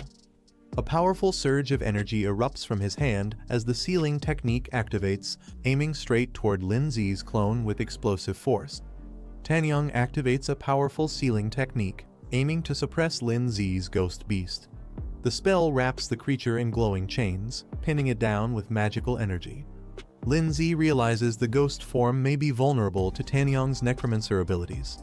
He calmly tells his beast to revert to normal form to avoid getting countered. Tanyang laughs confidently as Lin Zi's clone dissipates. He mocks the so-called genius, saying he's not as impressive as the rumors claimed. But Lin Zi remains calm. He raises his hand, declaring that it's time they witness his true strength. Lin Zi soars into the sky with a burst of blinding light. Xin Yi watches in shock as the sheer intensity of his energy leaves her frozen in place. Tanyang clenches his fists, realizing the truth: Lin Zi is far beyond what they can handle. He admits that if things continue like this, they won't stand a chance. Xin Yi's eyes widen with fear. Cold sweat drips down her face as she realizes the terrifying gap in strength. In her mind, there's no doubt now they're going to be completely crushed. Xin Yi suddenly stops the fight, raising her hands and shouting for everyone to wait. Tanyang, standing behind her, looks ready to engage. She suggests maybe they should talk things over instead of fighting. Lindsay responds calmly, questioning if she really wants to negotiate now. Xinyi explains that most of them have already secured top 10 ranks in the competition, so there's no point in continuing to fight. She adds that they'll all be classmates soon, so it's better not to create conflict. Lindsay silently agrees, signaling Snowball to stand down. Snowball backs off as they decide not to escalate the situation. Xinyi urgently shouts for Tanyang to stop and release the captured girl. She runs toward him as Guan remains trapped in a water prison, struggling to break free. Tanyang hesitates and thinks logically releasing Guan is safer since any alliance between their opponents would put them at a disadvantage. Xinyi insists he do as she says. Tanyang, though annoyed, agrees with a sigh and casts the spell to release the water prison. The water restraints explode with a splash, and Guan is finally freed, dropping to the ground with force as the spell breaks. Guan rushes into Lindsay's arms, thanking him for rescuing her. Lindsay reassures her that as long as he's around, no one can harm her. Lindsay then turns serious. He tells the others that although they were able to save his sister, their performance wasn't impressive enough to satisfy him. Furious, Tanyang's eyes glow red with rage. He yells that he won't forgive Lindsay and charges to fight, while shouting at Xinyi to get to safety. Xinyi suddenly raises her hand, surprising everyone. She confidently claims that she has a solution. Lindsay looks at her with confusion, unsure what she means. With determination, Xinyi announces that she can use her perception ability to help awaken someone's unique soul skill. Standing with Lindsay, Snowball, and Guan, he admits that her proposal isn't bad, it might just work. Tanyang angrily calls out to Xinyi, trying to stop her. He insists there's no need to help Lindsay, calling him an annoying brat. Shocked, Tanyang watches as Xinyi silently ignores him and walks forward with determination. He begins to suspect that Xinyi may truly care about Lindsay. With power surging around her, Xinyi stands confidently, shouting Lindsay's name as she prepares to activate her special ability. Suddenly, a voice interrupts and a hand is raised. Another person steps in, apologizing for being late and says they want to join in too. Pengyun appears in the distance with a powerful aura, surprising everyone. One of the students shouts in disbelief, realizing Pengyun is still alive. With a confident smirk, Pengyun says he's glad everyone is gathered here, it saves him the trouble of hunting them down one by one. Tanyang grits his teeth and clenches his fist in frustration. He didn't expect another strong enemy to show up, calling the situation truly annoying. Meanwhile, Xinyi suggests a strategy to Lindsay and the others. If they join forces, they might be able to defeat Pengyun and take the number 1 spot. Lindsay senses the atmosphere. Things are getting chaotic, and he realizes that the situation is no longer under control. A countdown timer appears, only 10 seconds left. From a control room, the instructor observes the students through a crystal projection. He notes that he'd like to retain these promising freshmen, but if they really start fighting, valuable talent could be lost. He turns to the group behind him and instructs them to act. He's only giving them 10 minutes to calm the students down and restore order. Tanyang questions Xinyi, surprised that she would genuinely want to help Lindsay. He suggests using Pengyun to suppress Lindsay instead and take advantage of the situation together. Xinyi apologizes and firmly declares that she truly wants to help Lindsay. Lindsay and Guan watch silently in the background. Tanyang is stunned. His mind spirals into shock, misinterpreting her actions as her falling in love with Lindsay. Furious and heartbroken, Tanyang screams in rage and vows to defeat both of them with his own hands. Pengyun, excited and ready for battle, invites everyone to attack him at once. But suddenly, a powerful voice commands him to stop. Everyone is stunned as they're told the competition is over. They've all been accepted. However, a special challenge has been arranged just for them. A glowing portal appears, and one by one, figures begin stepping through it. A group of elite second-year students emerges. The instructor explains that these are the academy's top-ranked students, and the new recruits must fight them. Winning grants glory. Losing means their names will be erased from the records. Guan protesting that the matchup is unfair. As freshmen, they haven't even settled into the first year, yet how could they possibly win against experienced second years? Tanyong and the others agree. They've already been through multiple battles and their spirit beasts are exhausted, making it hard to continue.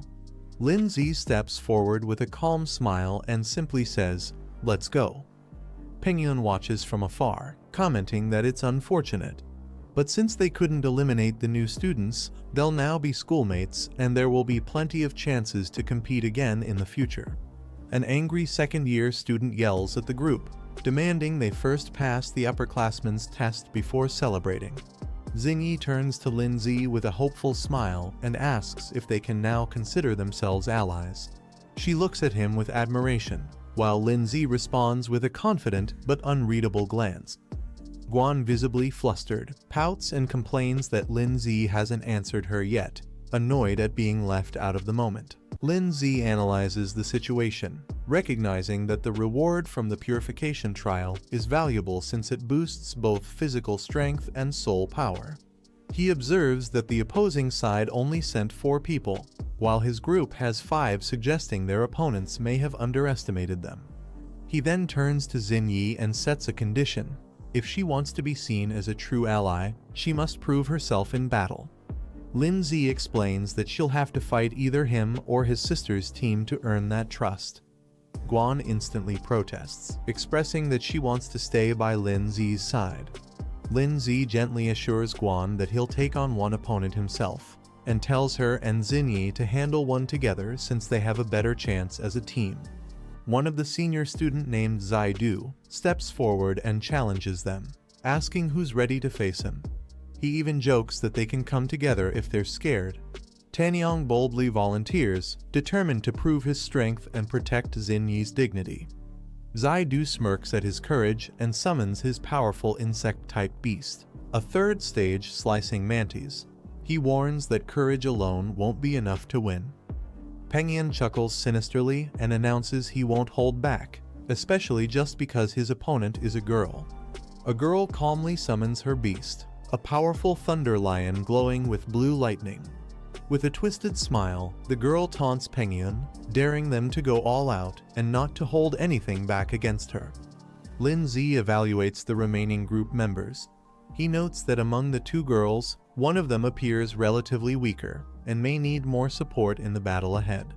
A flashy second-year student named Wu Yushin steps forward, striking a dramatic pose and teasing Lindsay. He jokes about their hairstyles and suggests they have a showdown. Lindsay responds casually, accepting the challenge with a confident, "All right." He politely tells the senior student to go easy on him, though his smile suggests he's more than ready for the challenge. Nearby, a blue-haired second-year girl comments that this batch of freshman girls looks cute and harmless, drawing attention from Guan and Xingyi. However, she declares she hates cute girls more than anything and refuses to hold back in the fight. Her name is Huey. Xingyi and Guan are both caught off guard by her intense energy. A powerful aura swirls around them. In the examination hall, many students slump in frustration after the results are announced. One blonde student sighs while another calls it unfortunate they didn't make the cut. A girl tearfully tells her friend Zioyan that they've definitely been eliminated. She's devastated, while Zioyan tries to comfort her. Zioyan agrees it's unlikely they'll pass, noting that the competition was filled with geniuses.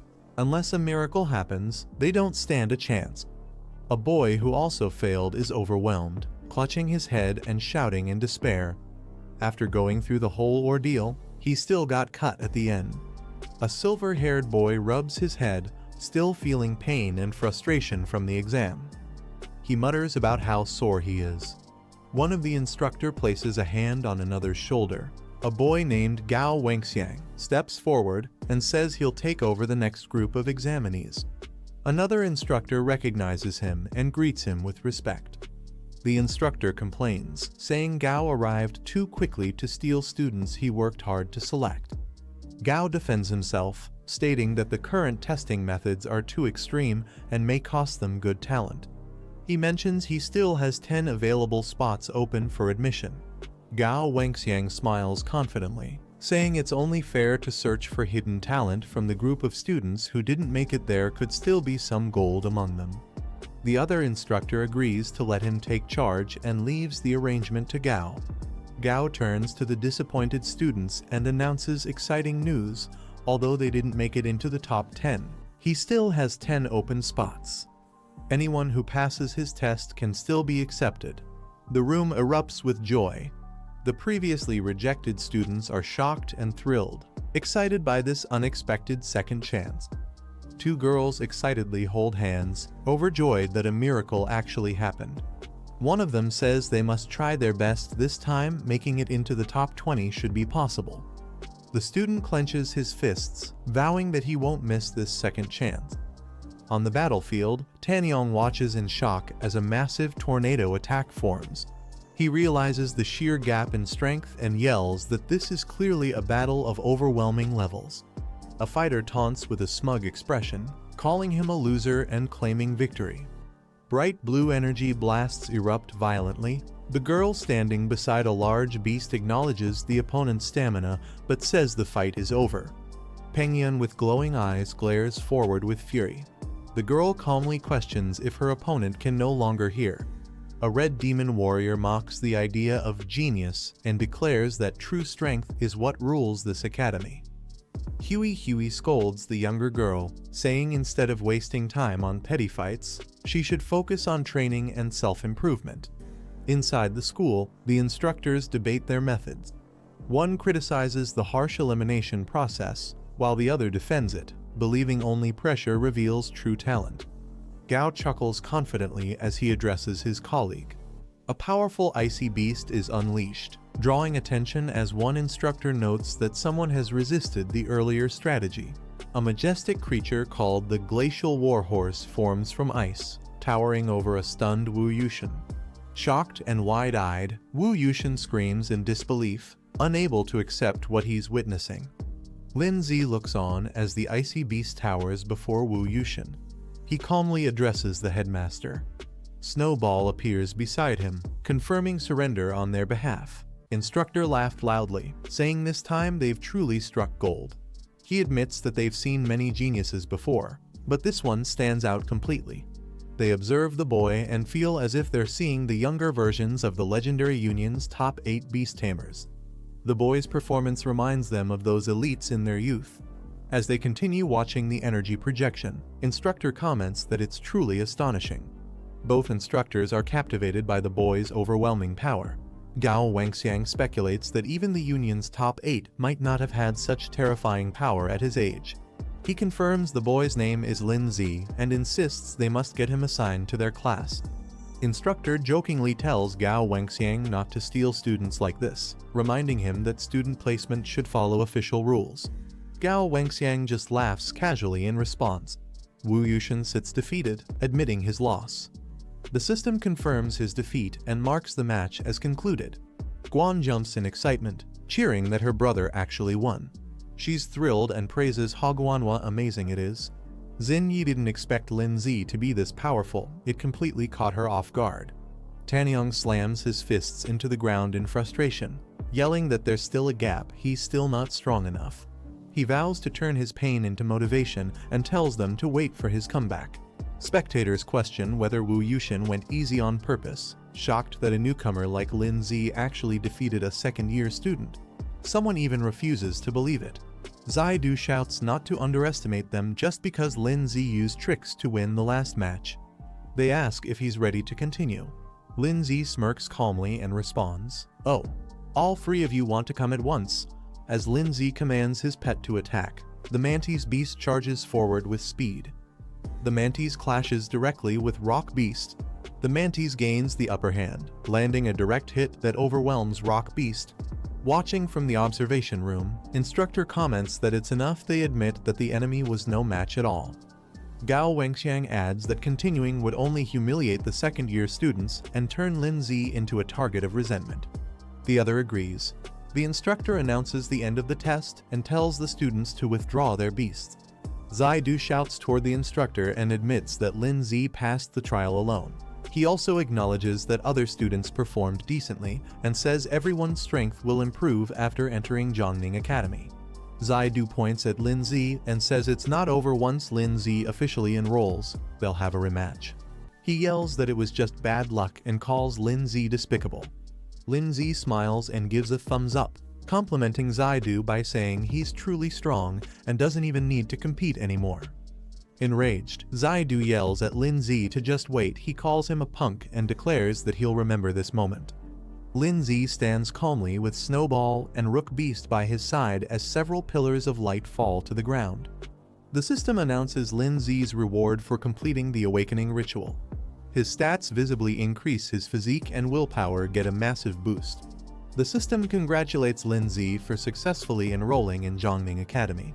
He stands confidently as the energy surges around him, with his achievement points now displayed. Meanwhile, Rook Beast undergoes rapid transformation. Its growth level rises to 33%. Snowball's eyes glow with power as her evolution completes. The system notifies that her growth rate has increased to 12%, marking her progress. Lin Zi returns from the test and lands in the middle of a crowd. Guan runs to him, calling out, "Brother," while the surrounding students murmur in surprise at how strong he is. Still dazed, Lin Zi thinks to himself that every time he wakes up, the environment feels strangely familiar. Someone gently grabs his sleeve and quietly calls his name Lin Zi. Xingyi leans in and tells Lin Zi that she can sense his Rook Beast still has an unlocked form waiting to be revealed. Lin Zi looks surprised and asks if it's true. Xingyi adds that it also includes guidance on how to awaken his exclusive soul skill. She tells him to come find her after the test if he wants to know more. Lin Zi responds with a blank look and simply says, "Oh," as if unsure how to react. Instructor steps up and calls for silence. He announces that the top 10 scorers in this round will be admitted directly into the academy. The instructor announces the top scorer of this freshman exam. Everyone turns in surprise as the spotlight falls on the chosen one. He reveals the name, Lai Pengyun.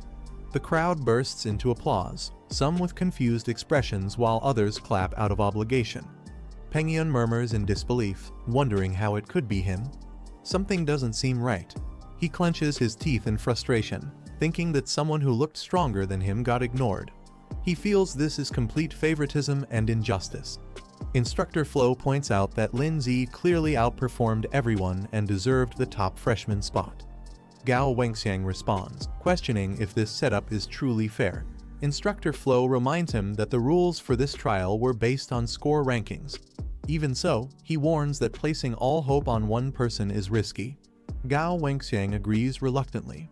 The instructor announces that students who will join the recovery training should follow him. Those who already made it into the top 10 are dismissed and will return in 10 days for the entrance ceremony. Guan comforts her crying classmates, telling them not to worry. She encourages them to do their best in the upcoming recovery trial and assures them they can pass it if they try hard enough. Zhu Sheng approaches from the crowd and greets Lin Zi respectfully, calling him Big Brother Lin Zi. Lin Zi recognizes him and replies, "Oh, it's you." He admits he didn't expect Lin Zi to be so powerful, saying his intel must have been lacking. He compliments Lin Zi's recent battle against the second-year senior, calling it extremely impressive. Curious, Lin Zi asks him what he's planning. Zhu Xing suddenly clasps his hands together, grinning wide, and asks if Lin Zi would accept him as a junior disciple. He dramatically declares his endless admiration for Lin Zi, comparing it to a flowing river. Lin Zi responds calmly, saying he doesn't accept disciples. He adds that Zhu Xing doesn't even qualify for admission yet, questioning how he could be his junior. Determined, Zhu Xing dashes off, shouting that he'll definitely pass and begging Lin Zi to wait for him. Elsewhere, Pengyun lets out a cold snort. Guan excitedly celebrates their success, saying it's great that they officially passed the trial and became freshmen at Zhongning Academy. She suggests they skip going back today and enjoy a full day out in the city. Lin Zi stretches and agrees, saying that after 4 hours of intense testing, he really does need some proper relaxation.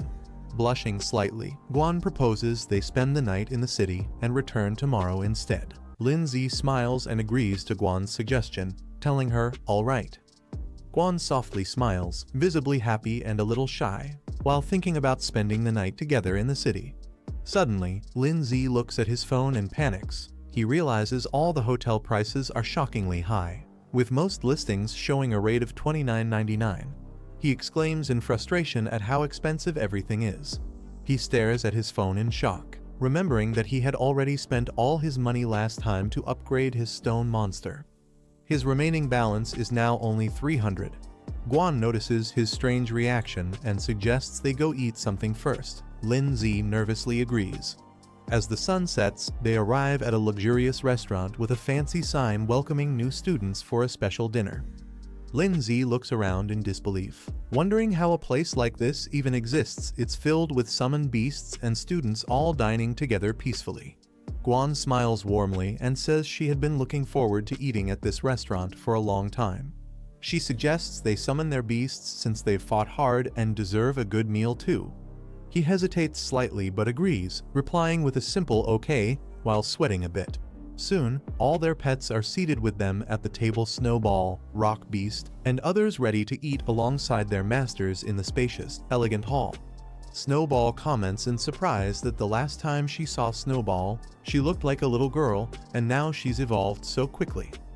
She also adds that the transformation is beautiful and asks how Lin Zi managed it. Lin Zi replies that it might be because his bond with his beast is stronger than usual. He internally thinks that it's actually a complicated system thing he'll explain later when he gets a chance. For now, something else takes priority. Guan cheerfully calls him amazing and says he must teach her later. Then she shifts to the menu and suggests they start ordering food. But when Lin Zi looks at the menu, he's shocked to see the outrageous prices, dishes costing 6,000, 10,000, even 18,000. Lin Zi sweats nervously, staring at the menu and mumbling that there are just way too many zeros in the prices. Meanwhile, Rock Beast happily taps the table with forks, excited for food. Snowball gently pats the Fire Beast, who blushes with a heart above his head. The waitress politely asks what they'd like to order.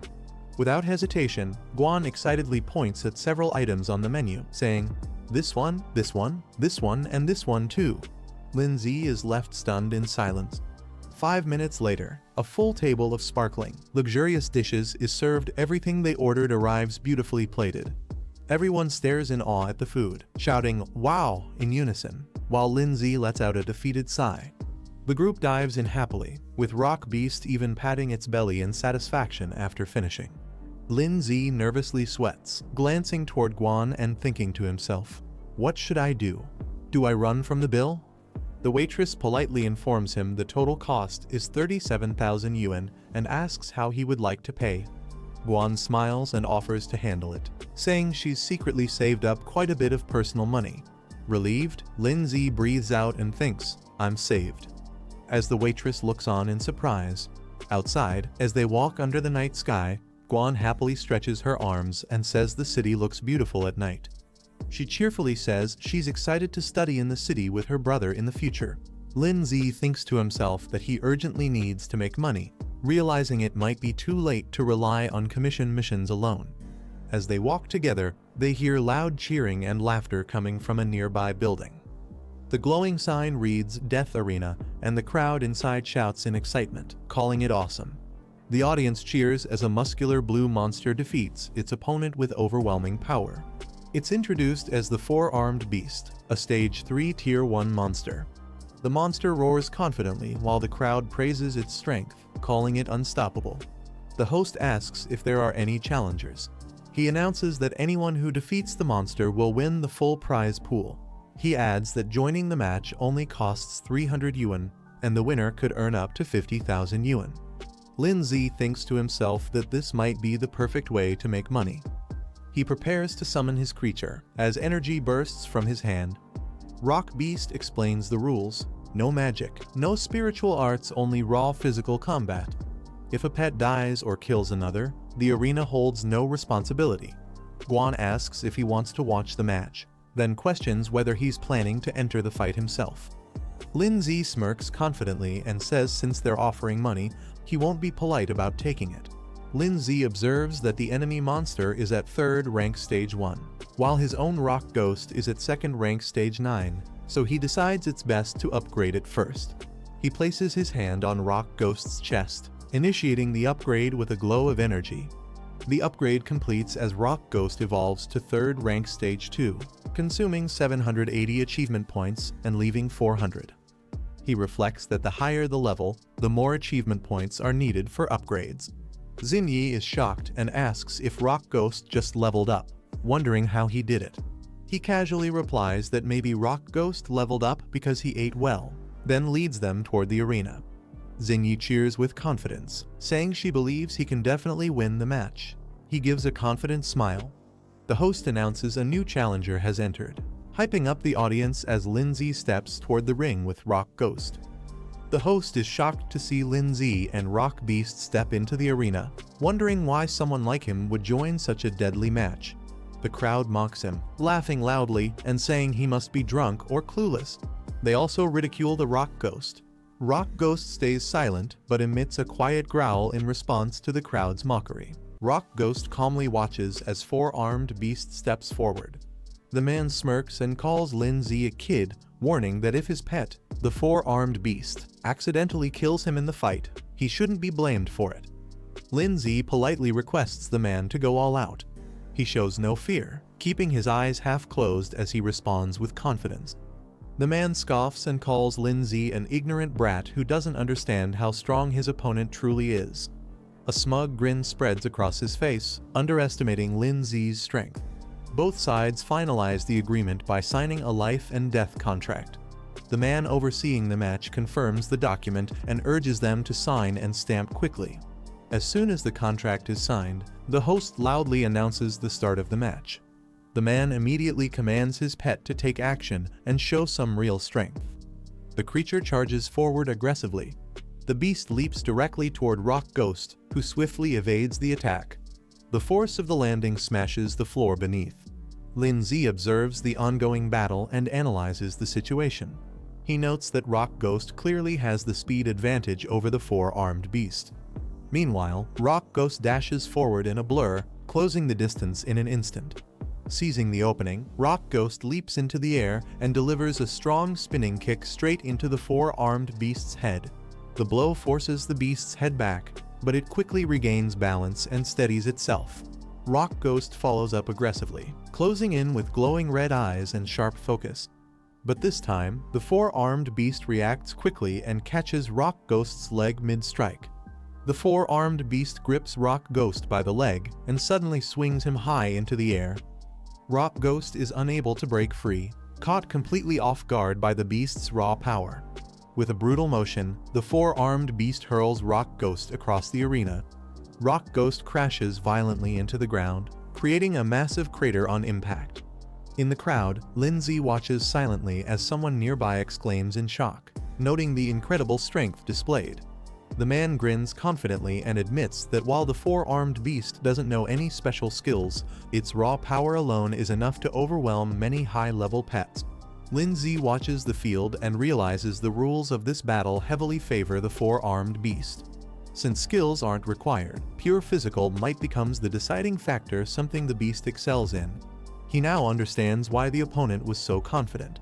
The 4-armed beast raises its massive fists and prepares to strike again, its powerful arms swinging down with crushing force. Rock Ghost quickly retreats, narrowly evading the incoming blow. The beast grabs Rock Ghost again and prepares to deliver a powerful overhead smash. Its arms swing high above its head, aiming to crush its opponent without mercy. As the beast slams down, the ground trembles from the impact. Rock Ghost crashes hard into the arena floor, headfirst, as an explosive burst of debris and force shoots outward. Watching from outside the ring, the man crosses his arms and sneers. He mocks Lindsay, sarcastically asking if that was all his pet was capable of. The crowd erupts in laughter and applause, impressed by the 4-armed beast's last strike. Guan looks on with concern, calling out, "Brother." Lindsay calmly analyzes the situation, thinking that if skills were allowed, Rock Ghost in its spiritual state could easily ignore brute force attacks. However, under these rules that restrict skill use, raw power dominates, and that gives the 4-armed beast an edge. As he reflects, Lindsay remembers that the last time Rock Ghost shifted forms was during a life-threatening situation. If what she said was true, and the transformation can be triggered again under pressure, then it's a gamble worth taking. Lindsay's golden eye glows as he steps forward, calling out to Rock Ghost. He asks if this is truly all it can do, commanding it to show him its full strength. Rock Ghost lies motionless on the ground, face buried in the cracked floor. Internally, it questions whether it always needs to rely on Snow Girl to determine victory and defeat. The four-armed beast moves in for another attack, its shadow looming over Rock Ghost. Suddenly, Rock Ghost's eye glows red. With a powerful punch, Rock Ghost strikes the four-armed beast directly in the chest. The impact explodes outward with force, shocking the beast mid-motion and turning the tide of the battle. Chunks of red armor shatter and fall from Rock Ghost's body as it initiates a transformation. Red mist swirls around Rock Ghost as it emerges fully transformed. A new system reveals its new stats: speed tripled, defense completely dropped, and the transformation lasts for 60 seconds. It now moves like a true predator. Lindsay observes with satisfaction. He's impressed and confirms that the rocky armor can be detached at will, allowing Rock Ghost to adapt based on the situation. Without wasting a second, Rock Ghost leaps at full force toward the four-armed beast. The man smirks arrogantly, laughing at Rock Ghost and mocking it for not learning its lesson. He assumes the beast still holds the upper hand after the previous exchange. The four-armed beast prepares to strike again, but just as it moves, Rock Ghost suddenly vanishes, leaving only a red blur behind. The man's expression instantly shifts to shock. He panics, sweating as he shouts in confusion, completely unaware of what just happened. In a flash, Rock Ghost reappears behind the four-armed beast and lands a direct, explosive blow to its back. The four-armed beast desperately swings its fists, trying to catch Rock Ghost. Before the beast can react, Rock Ghost reappears behind it and slams a powerful kick directly into its lower back. With glowing red eyes and a wicked grin, Rock Ghost lunges in again. Punch after punch rains down on the four-armed beast. It tries to shield its head, overwhelmed and confused, while red impact marks scatter across its body. Lindsay sees the countdown reaching just 10 seconds and immediately shouts to Rock Ghost, urging him to stop playing around and finish the battle now. Rock Ghost launches high into the air and descends like a crimson meteor. Its body rotates mid-air, targeting the four-armed beast's exposed head. With full force, Rock Ghost smashes into the beast using a finishing move, Ghost Impact. The four-armed beast is sent flying and crashes onto the floor, completely wrecked and coughing blood. After delivering the final blow, Rock Ghost stands tall as its transformation ends. The ghost form fades, and its body begins reverting to its base state. On-screen text confirms the transformation has concluded. The man stares wide-eyed, frozen in disbelief.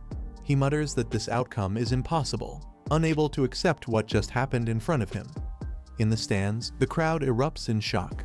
One person questions the situation, while another exclaims that even the four-armed beast was taken down. Another calls Rock Ghost terrifying and absolute monster. The judge walks into the arena and raises his hand, standing beside the unconscious beast. He announces the result clearly. The winner of the match is Rock Ghost. Lindsay stares blankly with lifeless eyes, his face drenched in sweat. He calls out in disbelief to Rock Ghost. This is the end of the video. If you guys want to see the next part, then don't forget to subscribe and like the video.